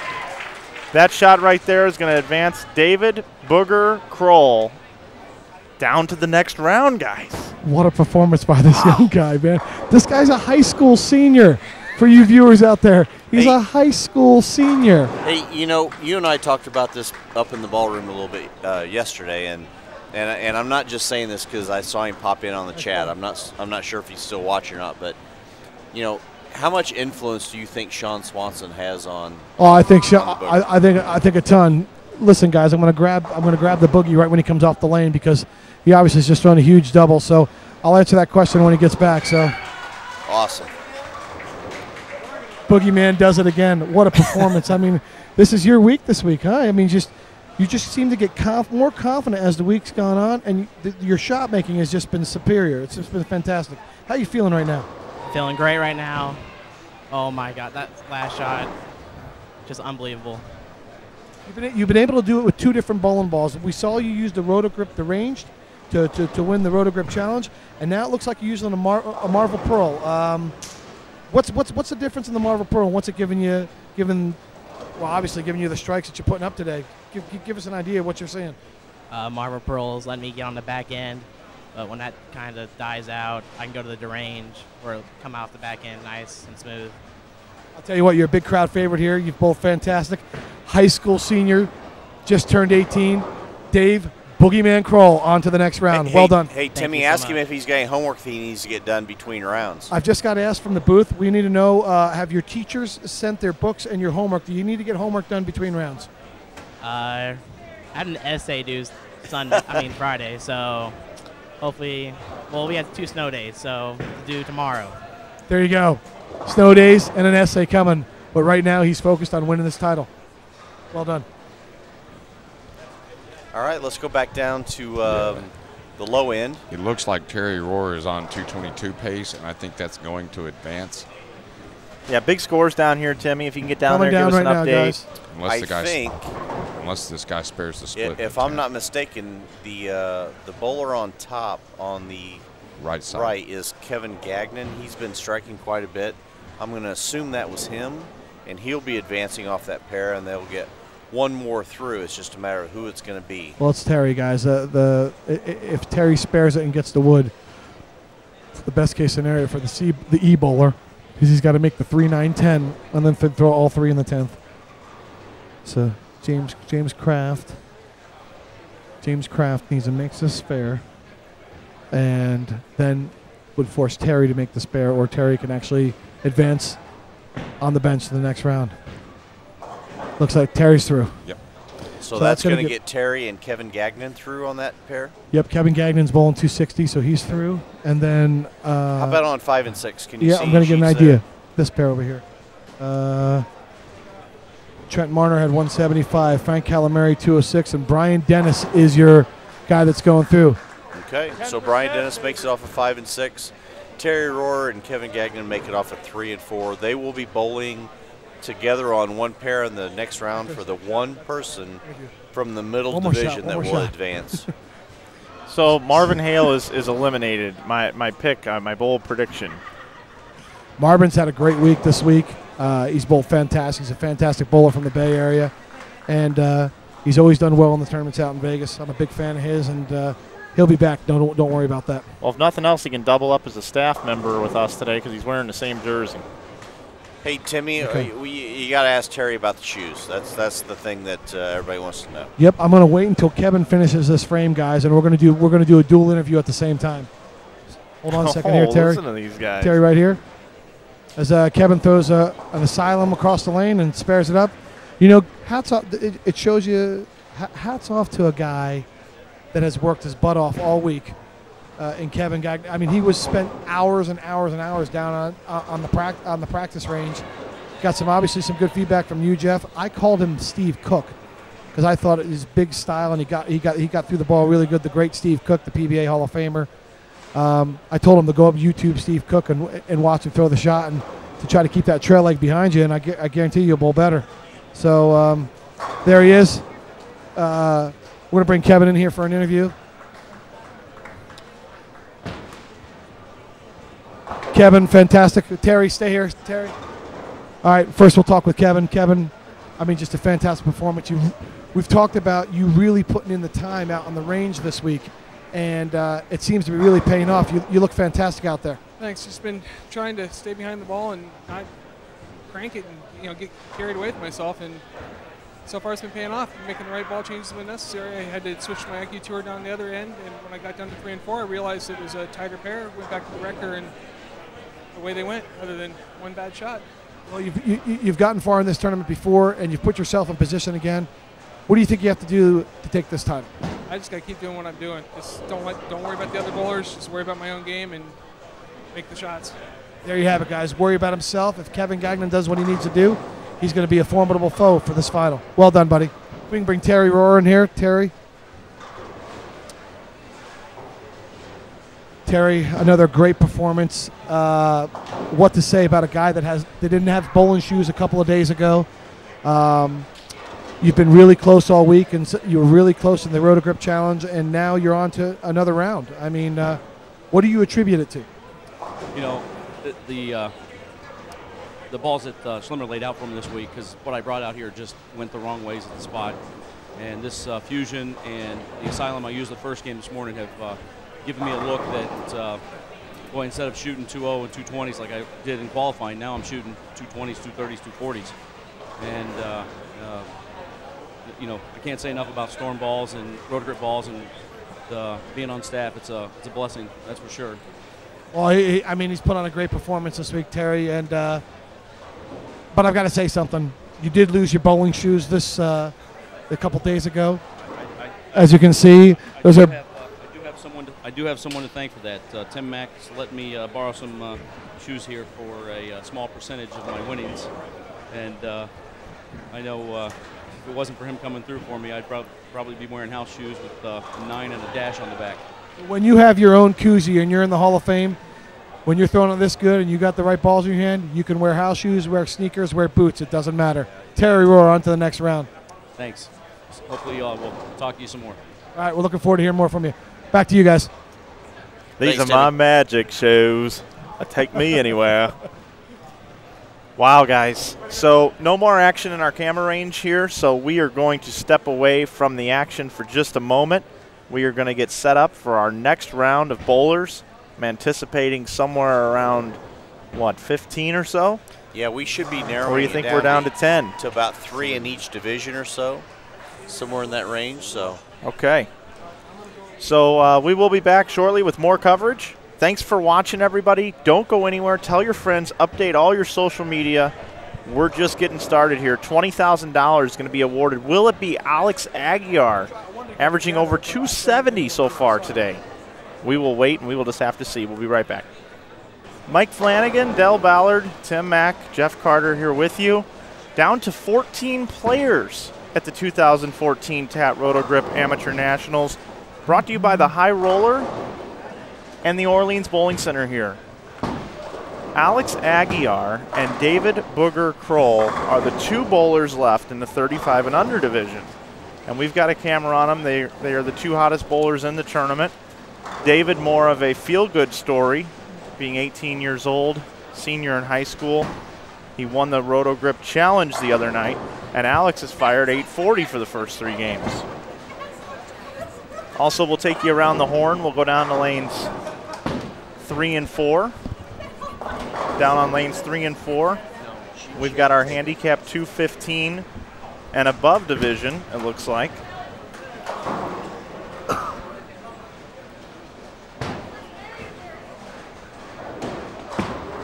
And it looks like we've got 5 bowlers left in that division. Is that right, Jeff Carter? We're still trying to verify that. I was told that there was 5 left, and they would have 2 games to bowl before we crown champion in the 215 and under handicap division. But right now, I only see 4 bowlers down there on that pair practicing. So okay. I'm still trying to verify that for us. TBD right there. So then also over here on lanes 15 and 16, it looks as though we've got the 189 and under handicap division. Correct. We have 2 bowlers left there, and we are working. They're trying to get us the names.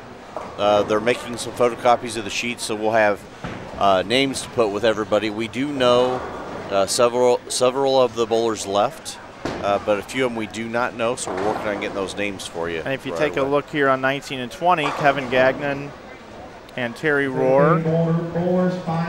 And we got another bowler down there, and 1 will advance out of that division. Under, middle, 189 and senior division.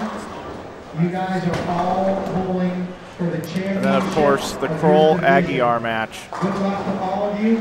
on lanes 25 and 26. Looks like Kroll could possibly be switching to a deranged. Come off of that pair and have your championship match next round. Guys, the racks are going to come down. When the lane lights come on, you may begin. Good luck and good bowling. So here we go, guys. Action is going to be fast and furious. We're going to be clicking a lot of different cameras. Tim Mack, are you ready for this?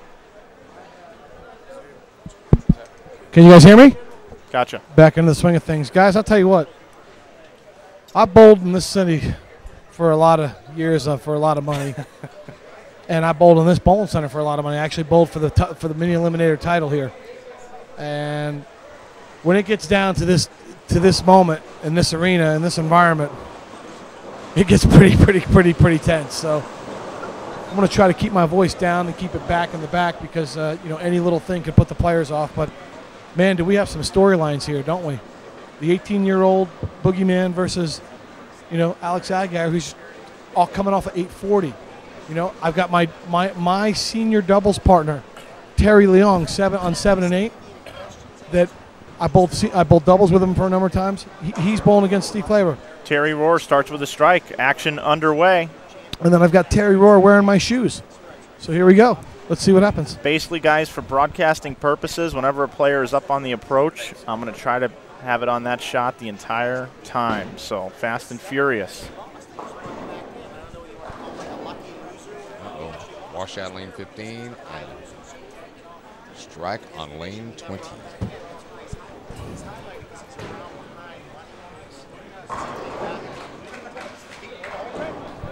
The boogeyman just went runaway Brooklyn, guys. I don't know if he's feeling the heat. Remember what I said earlier? He in the did last not. Game, Dale, you're first right two on frames, spot. First 2 frames, he seems to be a little slow out of the gate, and then he seems to settle the nerves and pour it on at the 3rd, 4th frames. Well, you're right on spot there, Dale, because he went runaway Brooklyn there. Okay, guys, I'm going to jump in real quick. I've got a list of everybody that is still alive in the event on lanes 3 and 4 in the 215 and under handicap division. And I'm going to try and make sure I get everybody's names right the best that I can. We have Albert Chen, Brian Rogers, Angel Hernandez, and Jimmy Wong. On lanes 7 and 8 in our senior division, that is our 55 and over division, we have Terry Leong and Steve Callior. On lanes 15 and 16 in our 189 and under handicap division, we have John Daly, no, not that John Daly, and Gary Demony. They are the 2 bowlers left alive bowling for the championship of the 189 and under handicap division. On lanes 19 and 20, the legend Terry Rohr is bowling against Kevin Gagnon and Brian Dennis. And all the way up there on 25 and 6, I think we've talked about this match as much as anything else so far. It's the match between David Kroll and Alex Aguiar. So we'll try and have Tim walking back and forth. Keep an eye on the scores, but we should be able to click back and forth almost rapidly between the matches just to show you as much action as we possibly can. So finally we have all the names to bring to you. So hopefully that answers a lot of the questions that some of you had. Quick update down here, guys, in the Terry Rohr match. Terry's gone strike, ring 10 spare. Kevin Gagnon working on 9 spare, and just forgot the other guy that he's Brian bowling Dennis. with. Brian Dennis. Brian Dennis. He's got a dead flush double with the Wrecker. Wrecker looks like it's been a high popular choice this finals afternoon on the Roto Grip side. Take it down to 25 and 26. Alex Aguiar working on a strike up in the 2nd. I'll tell you guys, I don't know. I've been around bowling for a while, and you kind of know when someone's got it. They just got the ball reaction. They're just kind of walking. They're just kind of, he just has it right now. Alex has it. And that's not to say that Dave Kroll doesn't, because he's bowled awfully good as well. But, man, he just, talk about a guy that looks composed, staying within himself, and just really blackjack in every shot at the bottom line is Alex Aguirre. You know, here's another interesting twist down here on lanes 3 and 4 in our 215 and under handicap division. A gentleman named Albert Chin, who I was just told by one of the tournament directors, Ed, he is what they would consider a lucky loser entry into this end of the match play event. He, in the very first round, he was the highest score of the losers, so he actually advanced forward. He's a full round behind money-wise, but he is into the finals and has just as much a chance to win this entire thing as anybody else. So just an interesting twist on he's advanced this far, and he's had to come from, you know, actually losing that first round. The boogeyman just threw it off his hand, guys. Didn't like it, and it went high flush Marvel Pearl, and he just walked away from it. There's no five. There's no high five in here, guys. That's the front three for the Boogs, and there's no slapping high. You know, giving five down here at this match on 25 and 26. I can tell you. Yeah, the Boogman went flush his second, third frame. So yep. Evidently he's over the nerves if he hasn't. You know, when you get to this point, there are no guarantees. You can come off of 840 like Alex has, and just as easily bowl 160 as 260. So well, you still have to execute. No doubt. He probably isn't going to, but just to. He'll have 160 through 8, I can tell you. But, you know, I've seen stranger things happen for both directions, and you never want to think that somebody is either a lock or it's over, but, you know, you still have to get up there and execute. You still have to go ahead and bowl those 10 frames and do everything you can to win. No question about that. Couldn't agree with you more, Jeff. Aguirre looking to go to the front four over here. Nothing but strikes in that match. Kevin Gagnon looking to pick up a double, just 2 pairs to his left. I mean, boom! Wow, slapped the 7 there. I mean, it was almost a ring 7-10, and just slapped the 10, slapped over the to 7. 15 and 16. Oops. Little approach problems there. Guys, Kevin Gagnon making really good ball choices out here, Jeff. I think that's what we alluded to in his interview, and what you talked about earlier and what you touched on is he's just making really good moves and really good choices. He's picked up an early double here, and real tight here between Dennis, Gagnon, and Roar. Yeah, exactly. The Boogman going for the front four, guys. Ew. 4-bagger for Boog. That's a pretty confident 18-year-old walk, guys. It is, and that's good for him because, you know, he's going up against a player. You know, I've bowled with Alex quite a bit over the years, and you know, Alex is an East Coast guy. He's got a little swagger to him, but the one thing I've always liked about Alex is he has a good, solid demeanor. He doesn't get too high. He doesn't get too low. He just simply goes and bowls his game, and I think that's very, very important when you're going for a decent amount of money. Is you've got to be able to keep your emotions in check, good or bad, and I think that's one of the things I like the most about Alex is he just simply goes about his business. Well, he's going to have his hands full this match, I can tell you. The Boogman's got the front 5 and now, basically turning around on it. With that being said, I tell you what, if Alex throws one for the money, he's going to hoop it up, though. So yeah. Well, I'll tell you what, guys. The best. It's funny you say that, Jeff. He may need to try to get a little emotion, try to show a little emotion, try to get Boog off of his rhythm. Well, the only thing that I don't like about that is I don't want to take myself out of my own game. No doubt. Yeah, so I'd rather bowl myself, you know, as well as I can, and the other guy, he's going to take care of himself. You know, I've been in that situation before to where, in some cases, you let the other guy overhype himself, and eventually, if you're patient, he may make the mistake that you can pounce on. So you can look at it both ways. I totally understand. You know, you and I, totally different demeanor on the lanes. You know, you're a little bit more intense than I am. You still are. Hey, Timmy, can I get you to go around and give some updates in some of these other matches? Yeah, I'm basically going around every time somebody's up on the approach. Okay, I want to give you a quick update on the Gagnon Roar match. We've got it's pretty tight. Terry's 76 with a spare up in the 5th. Alex Aguirre throws another one. This one's incredibly tight here on 19 and 20, guys. Then we've got on 15 and 16.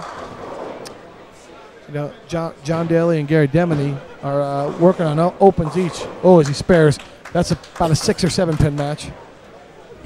Yeah, I think right now, my doubles partners, Terry Leong and Steve Clare, big baby split spare. So we got another 20 pin match here. Guys, how many are they taking out down here on 3 and 4? How many guys are making? 2 bowlers advance from 3 and 4. Okay, well, you got the bottom 2 bowlers have 35 and 37 in the third, and the top 2 bowlers have 68 and 48. But with the handicap, Boog just left a 5 yeah, pin a little wash bit out. different. Washes out. Aguirre's not going to let him breathe over there. Now you might see him hoop it. Yeah, but Dell, just an observation. Let me throw this question out to you. Do you hoop it on the first one because they're bowling match play, or do you hoop it on the second one because you don't want to lose your cool on that first one? You want to stay composed. Depends on if it comes from the mind or comes from the heart. Okay. If it comes from the heart, I don't care what shot it is. Right. If it's me, it's the second one regardless. Yeah, I mean, you want to make sure you get that first one. Just depends good. on why you're doing it. If you're doing it because you're excited for yourself, and you're getting, then and I don't taking care. a lead, right? Exactly. But if you're trying to do it to intimidate him, to stick it to him, then you have to wait till the second. Sure. Fair play. Great analysis. Steve Player has just thrown a double against Leong, Mike, just to touch base on the senior match. Terry Leong, I call him the Highlander because he never ages. And he's got an interesting full head of hair. And jealous? Highlander, I like that one. The guy never ages. I've stayed at his house a number of times, and Steve's a big triple there. So he's got his hands full right now. Steve's putting the wood to him. I'm going to come back down here, guys. And yeah, let me know if he spared that washout because they were kind of hooping he it down. He did not, but he struck okay. after. Okay, that's what I heard then. Okay.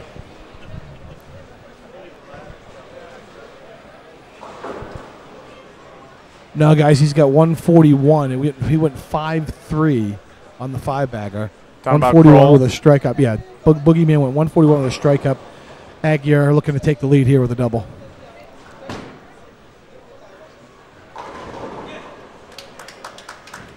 Looked like John Daly with a nice shot right and there. And Aguirre went through the face, guys. 3-6-9-10.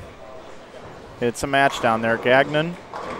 He does have a good look, Timmy. Yeah, yes. He's got a great look, guys. Real composed, but you know what? Brian Dennis got a great look as well. Right now, we've got he's got 122 in the sixth. Gagnon up with a strike, but Brian Dennis in the driver's seat here. 115 with a double up. One thing I'm noticing here is Roar is taking no time, just gets right up. Yeah. Well, he better start striking because he's got max 226, and he's going to have to strike out to have any chance. Take a look at Aguiar's spare attempt here. Toughest spare in bowling, guys. I agree. Covered it like it was Jello. Take it down to the Leong match. Terry's in a must-strike situation. I don't know if he's shooting a spare or not, but he's got 88 in the fifth with a strike working up in the seventh first ball. Must strike double. There comes the Highlander. You see that move by the Highlander? Do you see it? Yeah. You see it? It looked like Johnny Terrio circa 1976. Little Terry Leong love there. How about that for my doubles partner? Now, did Roar double? Roar has one up, but Dennis threw a triple. He's got triple, spare, triple. So Dennis in the driver's seat, guys. Shooting 230. Yeah. Gagnon needs this double, and he got a little firm. Yep. Best he can do now is 220. So they're going to need a little help from Brian on his side to see if they can get there. He stays clean. He's in. Looks like we got one bowler already through on the 189 and under division, guys. We got the top bowler's got double, spare, triple. That's going to be enough. Got a strike on the next one. Oh, and look at this. Look what happened here in the seniors, guys. Steve Clayer just left the 210 after Terry gave a little Highlander dance, and all of a sudden, it's a different ball game.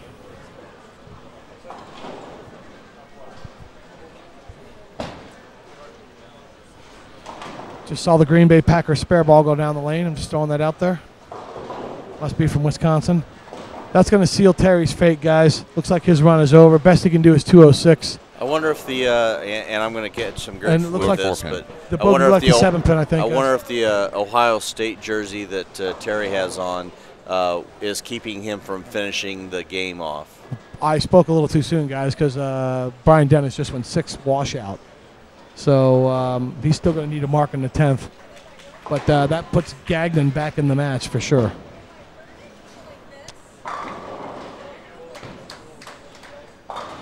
And he missed it. Yep. So let's take a peek at the scores there, That's guys. 220. He's got 199. Yep. So he needs a yeah, Gagnon really is in a must-strike situation. So Terry does still have a chance to. No, he doesn't. Oh, he I mean, does not. well, Brian would need only 7 pins in the 10th frame. I'm pretty sure he's going to get that. Boogeyman is starting to feel the heat down there, guys. Just so you know, looks like Alex is going to move on there. Oh, Gagnon sawed the rack and left a blower 10 pin. Hey, Timmy, what's the score down there in the Booger match? Okay, guys, we've got Boogerman with 180 with a spare up in the 9th. If he makes a spare. Aguiar, really the best Boogs can do is shoot 230, guys, and Aguiar's got 186 with a strike up, so he strike here, match is over, guys. He basically just has to stay behind the foul line, and for a guy that's, I shorted him 26 because I said he'd have 160 in the 8th frame. He's got 186 in the 8th frame. Terry Leong with a big triple down here. My Highlander finds a way, I'm telling you. He's got a max score of 238. His opponent 235. He's got the best mop in the building. Here's Aguiar. That was a winner. That was a hoot. There's a winner. So Aguiar's in the final, guys. Is that where Randy Peterson would say, "Winna, chicken dinner"? Wow, Brian Dennis almost blew one right by the head pin. Left the 4-7. Take you over to Leong. Looking for. It's a huge shot in the senior match, guys. The ham bone. So. You might see a little reaction on a tee. He gives a little inside a target. Yeah, that wasn't good, guys. That had a little elbow in it. Terry hooping it up. Terry threw a double. He's saying, you got to get 1 to beat me. Uh-oh. Oh, okay. So Brian Dennis will advance from the. Yep, that's a winner. The middle group. So Alex Aguiar is in the final. By the way, that's 11-20 for the 4 games from Alex Aguiar. So we have Alex Aguiar and Brian Dennis advancing so far, correct? Yes. Yes, these 2 are confirmed. 2 players done. And we got a barn burner here. It looks like John Daly is up. John just so Daly? that you know, they're almost bowling scratch. John Daly gets 28 pins. Gary Demony gets 26. So there's only a 2-pin difference and in right that now, match. And right now, John Daly has got 146 on an open in the 8th. He's potential 206. And Gary's got potential 203 with the 9th and 10th frame. John Daly gets it off his hand pretty good, and I think he's in the right part of the lane. So he advances here. He could actually catch maybe a few breaks here and there and give some of the guys a run for their money in the finals. I don't know who picked Aguiar, but he certainly looks tough to beat right now, guys. It rolls the 2-pin. Tommy Jones in the house. TJ. And we got a Tommy Jones. Yeah. Tommy Jones. Again. Shout out.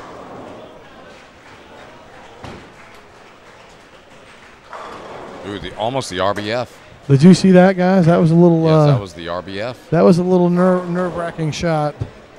And you know what? He's gonna need 9 spare strike 9 spare to shut out Terry. Terry's got a possible 204, and Steve Clayer can shoot strike spare for 205. So, am I to understand then the 189 guys have to have another game then, guys? Yes, there will be one more game Lanes, around that they'll champion. be using lanes 7 and 8 for that. Oh boy. That just about. If he gets that's about done it because he's given 3 pins, guys. 70. Unless John Daly gets up and opens in the 10th. He's got to have all of them to force the guy to get 9. Gary's got to have a spare strikeout to force Gary to get John to get 9.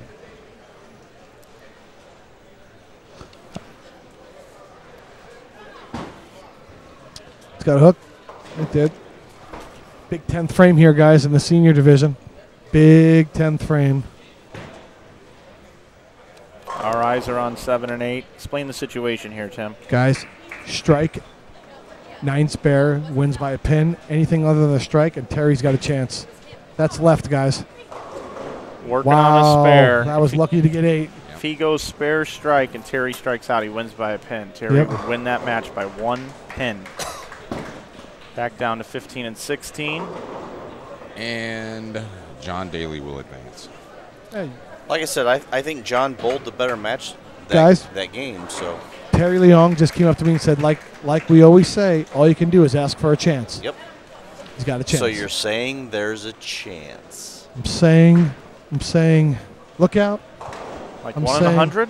I'm saying, guys, this is a huge fill ball. More like 1 in a million. All 3 in the 10th. So you're saying there's a chance? All 3 in the 10th from the Chinaman here, and he's going to advance. So, doesn't look like Brian Rogers down there is too happy.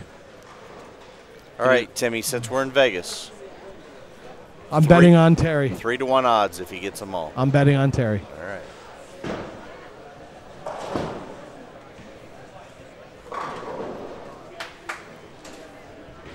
But the odds are against me. No, there are no bets. It's there. Okay. Great shot. Terry Leong is going to have to go up into 10th frame and deliver 3 strikes to win by a pin and advance to the finals and a chance at $20,000. The only thing he can leave is 4-pin or a flat 10. John Daly needs 7 out to win by a stick. We'll take you there now.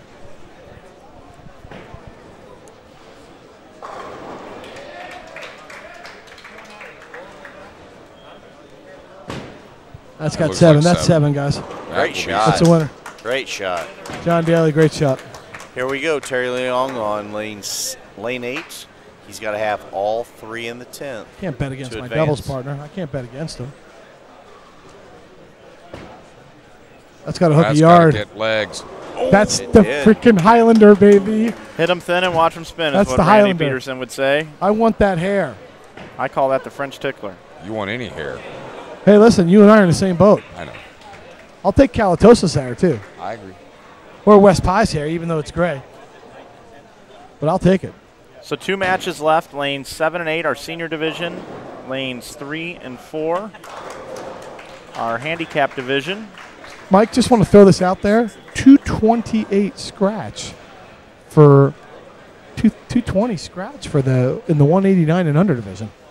That can win. I keep saying, guys, don't go to sleep on the bowlers that are in the handicap division. You never know.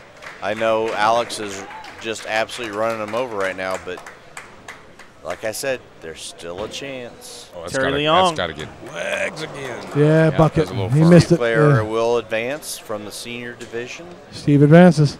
So now we're down to our 189 and under handicap division. Steve? Just to run this down, Albert Chin is getting 23 pins, Brian Rogers getting 10 pins, Angel Hernandez getting 16, and Jimmy Wong is getting 24. Guys, I'm down here with Steve. Fantastic. Calorn. I'll let him say it. I've known him. I've watched them both for a long time. He's a Vegas original. He's been here a number of times. He's always seems to be in the hunt and have a chance for these championships. And now you won a tough match against a real good bowler. What has your strategy been during the day, and what do you think you need to do in the finals to bowl a big game to win this championship? Well, my strategy during the day was definitely making spares, because every pair the seniors were on were way harder than we had all week. I think I had 1 open in all the games, and that was the key. I made all kinds of spares. I made a baby split to get to this match. I knew Terry's tough. The 2 of us kind of thought it was going to be the 2 of us all along. So. Yeah, you're two Vegas originals. You guys have been bowled a lot of tournaments in this town, but I'm going to go out on a limb and say you're probably going to need a higher score than 203, 204 to win this tournament. What changes do you need to make for that to happen? Well, hopefully the pair we get is a little easier than what we had. This last one was pretty good. I just made a couple bad shots, but I could have shot 230 or 40 on this pair, where the other pairs I had no chance to do that. Well, fantastic bowling, and good luck in the final. Well done. Appreciate it. Back to you guys. Thanks, Timmy. Lanes 3 and 4 finishing up. We definitely should have less time in between these next games, because the bowlers that are on 3 and 4 right now, the top 2 scores are going to move right over to lane 7 and 8. They've got 1 more game to determine the 189 and under handicap division. The other 4 division champions have already been crowned. And then once we do that, they will all gather on 13 and 14. They'll bowl 1 game together, all 5 bowlers on 1 pair. Minimum $5,000 for the 5th place finisher, and $20,000 on top to the overall winner. Jeff, I got to interrupt you right now. We've got the lucky loser down here. Albert Chen continues to defy the odds. So he's moving forward? He's moved forward. You got a chance to being the final match here for a shot to get into the final 5 of the TAT. How are you feeling being the lucky loser and still alive in this event? Pretty stoked right now. I just hope I keep throwing the balls good, and that's it. That's all I hope for. Timmy, get us a shot of the back of his shirt. We'd like to. We just got a little voice sound down from the booth upstairs. We want to take a look at the back of your shirt. So if you can turn around for us. There you go, guys. How awesome is that? There's the name. One more game, and he's in the finals. Thanks for your time. No, thank you. Thank you. All right, there you guys have it. So we've got one more match here down in the 189 and under. And I think the rest of our 4 finalists are set, guys. Is that right? You guys want to set the table? Yep, yeah. That's it. Just to review, so far the divisions that have already been taken care of. In the senior division, Steve Callior moves on, beating Terry Leong. John Daly in the 189 and under handicap division over Gary Dimony. In the scratch under 30, I believe it was under 36 division, Alex Aguiar, who has bowled about 11-20 for his 4 games so far tonight, beats David Kroll. In the middle division, which I believe is 36 to 54 years old, Brian Dennis defeated Kevin Gagnon and Terry Rohr that game to advance. And all we have left is our final 2 bowlers in the 215 and under handicap division. They'll be bowling 1 game shortly on lanes. Is it 5 and 6, Mike? 7 and 8 right here. 7 and 8 right in on front our of us. screen. And then we will have our 5th and final champion moving over to 13 and 14, where we will have our grand finals. Yep, and until then, we're going to step away from the action here for just a moment, get set up for our TV finals, and we'll be back with lane 7 and 8 to determine our 5th and final person that's going to make it. Stick around. You don't want to miss anything here. Okay, folks, just to set the stage for you a little bit, while Mike Flanagan's doing a little adjusting on the cameras, we're trying to get everything set up for our final shootout match that'll be on lanes 13 and 14. Over here on 7 and 8, we have our last 2 bowlers remaining in the 215 and under handicap division. Just to fill you in, we've got on lane 7 will be Albert Chen. He'll be receiving 23 pins handicap. And on lane 8, we'll have Angel Hernandez, and he'll be receiving 16 pins handicap. The winner of this match will move on to face Brian Dennis, Alex Aguiar, John Daly, and Steve Callior in a winner-take-all $20,000 match. All the bowlers that advance to the grand finals are guaranteed $5,000. Once again, the bowlers here practicing on lane 7 and 8. They are the last group to advance. So once this game is over, we will have our top 5 and be ready for our final match. I believe practice is over, so they're getting ready to get started. Once again, thanks everybody out there joining us tonight. We're at the Orleans Hotel and Casino and Bowling Center in Las Vegas for the 2014 TAT Rotograp Amateur Nationals. Thanks to everybody that's been involved in this entire week. It's been a long, grueling week. I know that the staff and everybody are very tired, but Brad Edelman and his staff have done a tremendous job. The entire staff here at the Orleans has done a great job. I'd like to thank everybody that we've had here from Rotogrip here this week, working hard, taking care of the equipment, and we've done some coaching and everything else. Our brand manager, Chris Schlemmer, kind of spearheading the effort. The boss, Gary Hulsberg here, Jim Callahan, Brett Cooper, Tim Mack, Del Ballard Jr., Mike Flanagan, Louie Wemett, myself. Did I forget anybody?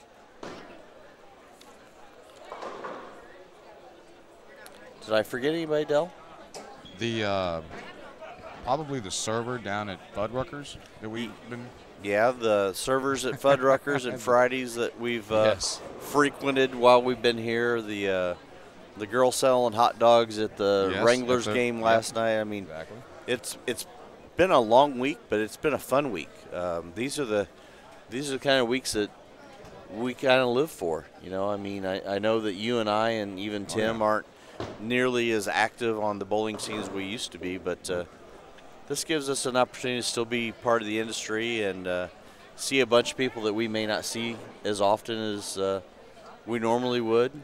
Kind of be out here, be part of it.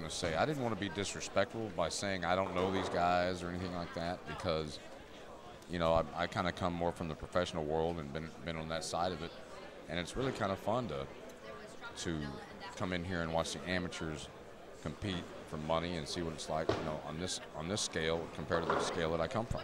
Yeah, I agree 100%. And since I've been running a lot more tournaments over the last few years, I've come to realize that, you know, 90+% of the bowling population are, you know, in the handicap bowler category, and I've learned how to embrace it a lot more. I know that we still have some issues out there in the sport, in the industry, as far as that goes, but we definitely need them, and it's been refreshing to, as a coach, to be out here and work with these guys and see the passion that they have for the sport and wanting to get better. Yep. So it's nice to see a record number of entries. I mean, over 600 bowlers this week and 350 in the 2-game sweeper this morning, and ages, skill levels, right-handed, left-handed, two-handed, men, women, seniors. I mean, you name it, we've seen it this week, and it's really been great to see. We talked about it earlier, that having a conversation with Brad about what changes were made to get these entries up, and he didn't know how to answer it. I know the answer. I'm going to say the answer. And my answer to it is to Jamie and Brad and Wendy and Ed and everybody that's back there working so hard. Whatever you did that you don't know that you did, do it again next year, or do it again in July. I think it's because of the Roto Grip affiliation sponsorship. I'm not going to disagree with that, and I also think that having a USBC and PBA Hall of Famer in the building all week long draws throngs of fans. These people, half these people weren't born when I was around. But once again, and thank you to everybody out there that's tuned in watching us. To everybody in the chat, thank you very much for being with us all week. We appreciate your support. We appreciate your support, because without you guys tuning in to watch, we wouldn't have the opportunity to bring this to you. So we appreciate everything that you guys do. Continue to spread the word through Facebook, Twitter, social media, whatever, word of mouth. Tell people at the bowling centers whatever we need to do to continue to spread the word about any event that's being live streamed, not just ours, but some of the other ones that continually work hard for our industry. We need more and more.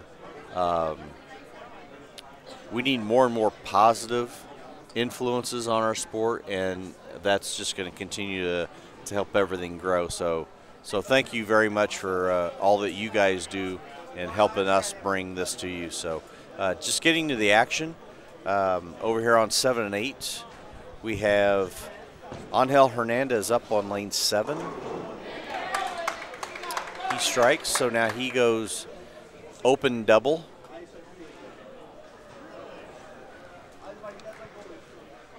And that brings up Albert Chin on lane 8. He's on spare. The difference in this match is 7 pins. Albert is receiving 7 more pins than Angel Hernandez in this match. So in the winner of this match, again, will go on to face Steve Callior, John Daly, Alex Aguiar, and Brian Dennis in our final match. So comes up a little light, leaves a 3-pin. You know, Delmas, the pattern definitely isn't getting easy unless your name's Alex Aguiar. Correct. So if I'm either one of these guys right now, my mentality is I'm keeping it clean. If I can pop a double here and there, I'm going to do right here, absolutely. everything I can to control the motion, control the pocket, try and get 9 spare every frame. I seem to be really, really good at that. When I was bowling full-time, 9 spare was my middle name. So that's why I'm in the booth and not out there bowling anymore. Ditto. So, but I think that's what my mentality would be right here is is almost, I don't want to say play defense or play cautious, but to be smart and almost wait for my opponent to make a mistake before I wouldn't take any undue yeah, chances. Yeah. I'm not going to risk a ball change. I'm not going to risk a zone change or anything like that. I'm going to do everything I can just to control the motion. But good shot. Little light mixer 7 on that one on a pretty good shot. Looks like he's throwing a rumble right now. Looks like his ball mode. He's definitely playing a little farther left than what some of the other bowlers in that division were doing earlier. Actually, when Terry Leon was bowling on that pair last game, his last few practice balls are right about where he's playing there. And yeah, he good point. Balls. Right. He actually switched balls and moved the zone to the right. And he's playing about where Terry was in practice. So he hooks at the 7-pin, which in my opinion is always a risky move. Yes. On a pattern like this, because you never know where the friction zones are or when they're going to show up. So I've always been a fan of on flatter patterns, straighter on spares. Take that variable totally out of play. So let's see how the left-hander Albert Chin responds. He's got 3 spares through 3 frames. Looks like he has he's down by 1. Flat 7. But again, make your spare move on to the next frame. And I want to know how old his spare ball is.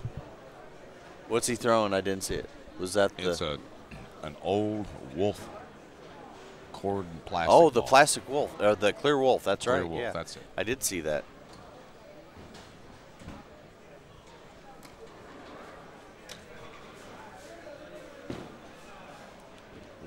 Oh, misses a spare, and that's key right there. I clouded that spare you shot. You definitely have to stay clean to be able to advance in a field like this. So now, Angel Hernandez steps up on lane 8, and his opponent's left the door wide open for him. So let's see if he gets up there and I bet he I'm makes sorry, a good he's shot on here. lane 7. Let's see if he just pounces on this one. I bet he makes a good shot.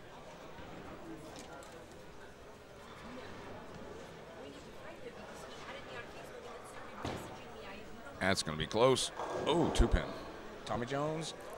Not quite No Tommy TJ. Jones on that one, but a good safe shot, makeable spare. Getting 9 every time, keeps that count moving forward. So I kind of like the way he's playing them right now. It's definitely looks like the premium zone on the lane, and he's not giving anything away. Just keep it in play.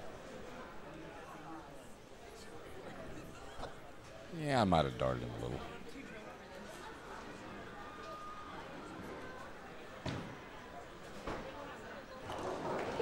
You know, my team on Thursday Night League won't allow me to throw it straight at spares anymore. Well, yeah, I guess on a house pattern, I somewhat agree with that. I've even kind of gotten to that method a little bit over the years. My reasons are probably more laziness, because I don't want to go grab my spare ball to shoot all my spares. But well, my laziness is the fact I just bring one ball in the whole league. Ball on a pair of shoes. Comes the lefty Albert Chin through the face for a 2-pin. So see if he can recover and make this spare, and see if he can't get something going. He's going to need at least to get him a double to get back even with Angel Hernandez. So.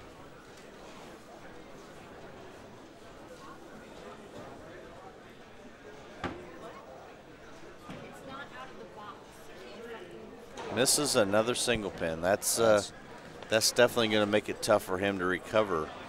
He's going to definitely need some help from Angel Hernandez for that. But that's one thing that I stretch, whether it's the kids that I coach or my college team or whoever. Before you ever worry about ball reaction, physical game, things like that, we've got to develop a great spare game. Because if you don't have a great spare game, it's going to be tough to ever achieve a high level of success. So, but I always say you can't miss it if you don't leave it. So, see, you would say that because I'm just used to leaving it. I didn't average 278 like you did for league. That was a long, long time ago. I don't even talk about that anymore. Well, I talk about my gutter ball. Well, hey, that was infamous. Makes the ball change. Maybe now a little bit too little too late as he washes out, staring 3 opens in a row unless he can make this. So where's Jason Couch for his tour bet? That's what he needs. He needs Couch to fly in.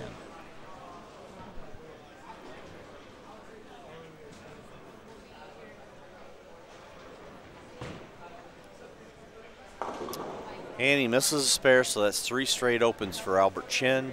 He's definitely dug himself a huge hole, and going to be very, very difficult to come back from this. So we'll see if deficit. Yeah, well, and once again, Albert Chin is getting 7 pins handicap from Angel Hernandez, but so 28. If he strikes here, it all but seals the deal, unless I black cloud him and something disastrous happens. Good luck. Once again, another safe play. That's not bad right there. If I'm going to make a bad shot 2-pin, I'm all good with it.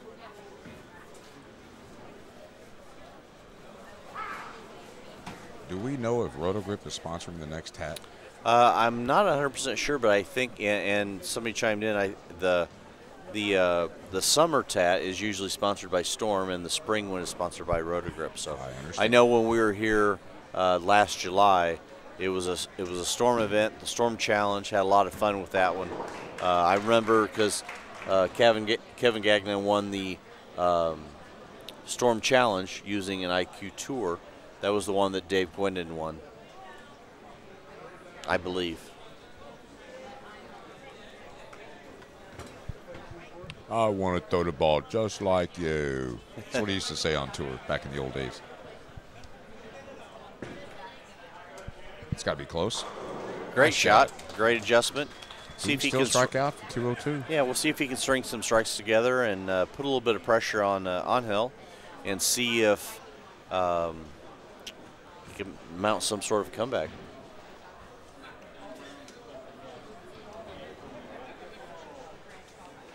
This will be a key shot here. He struck on this lane the last frame. See if he can make another good shot. Keep putting pressure on, filling frames. It's not bad. Bucket. It's lost a count. Yeah, exactly. So, Del, he's 2-pinned a few times, and now he buckets. Are you seeing early friction? Are you seeing... I'm seeing too much ball speed. I thought he was throwing the ball a little bit slower early on, and his ball was actually changing directions now. I see it kind of getting through the front and not picking up quite so soon. He is using a rumble, which is a fairly high RG, lower flare type ball. I think it's going a little long. You probably think it's burning up.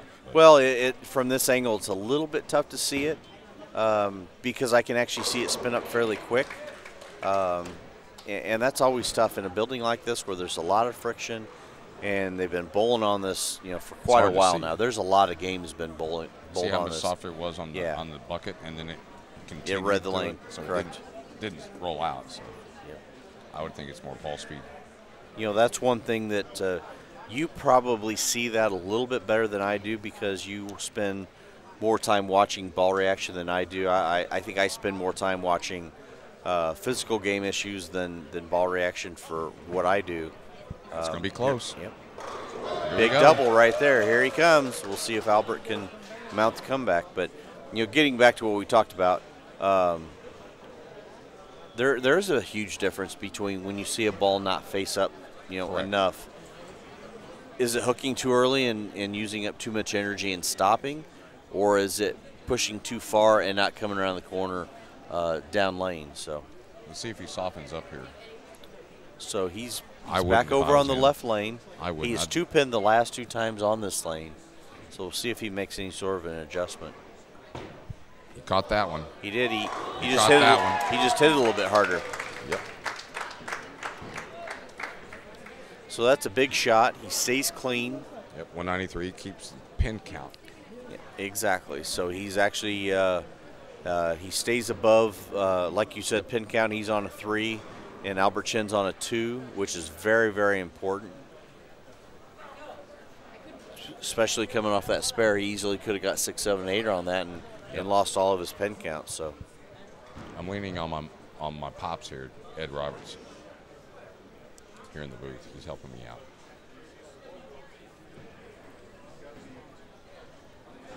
Very, very important shot. He needs this one to keep close everything to it, alive. isn't it? So. Oh, I picked up a little quick. A little bit right off of his hands, and that's definitely going to make it tough for him to advance. So he's gonna need some help. If he spares and strikes out, Angel will only have to get 9 on his for 9 out shut him out. Makes a spare. So now, let's see. Yeah, 180 He's max. looking at 180 max. If he gets 9, on the first ball, he shuts him out. 9's a winner. Yes, you are correct. Oh, and he's getting pins or not? Yes, I'm sorry, I totally forgot about that. Yeah, Albert is getting 7, so any kind of mark. He needs a mark then? Okay, Any Albert's kind of getting mark 7. is Sorry going about to that, guys. allow Angel Hernandez to advance.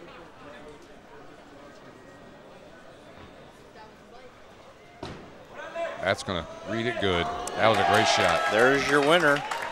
You That was can a great hear the international contingent that's behind us hooping it up for Angel Hernandez, who will now advance over to lanes 13 and 14, along with Brian Dennis, Alex Aguiar, John Daly, and Steve Callior, and they will all 5 be bowling for $20,000 and the 2014 TAT Roto Grip Amateur Nationals Championship.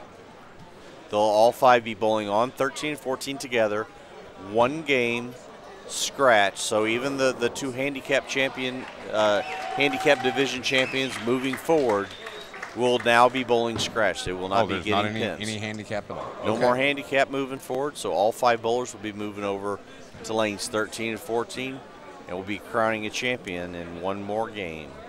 Beautiful.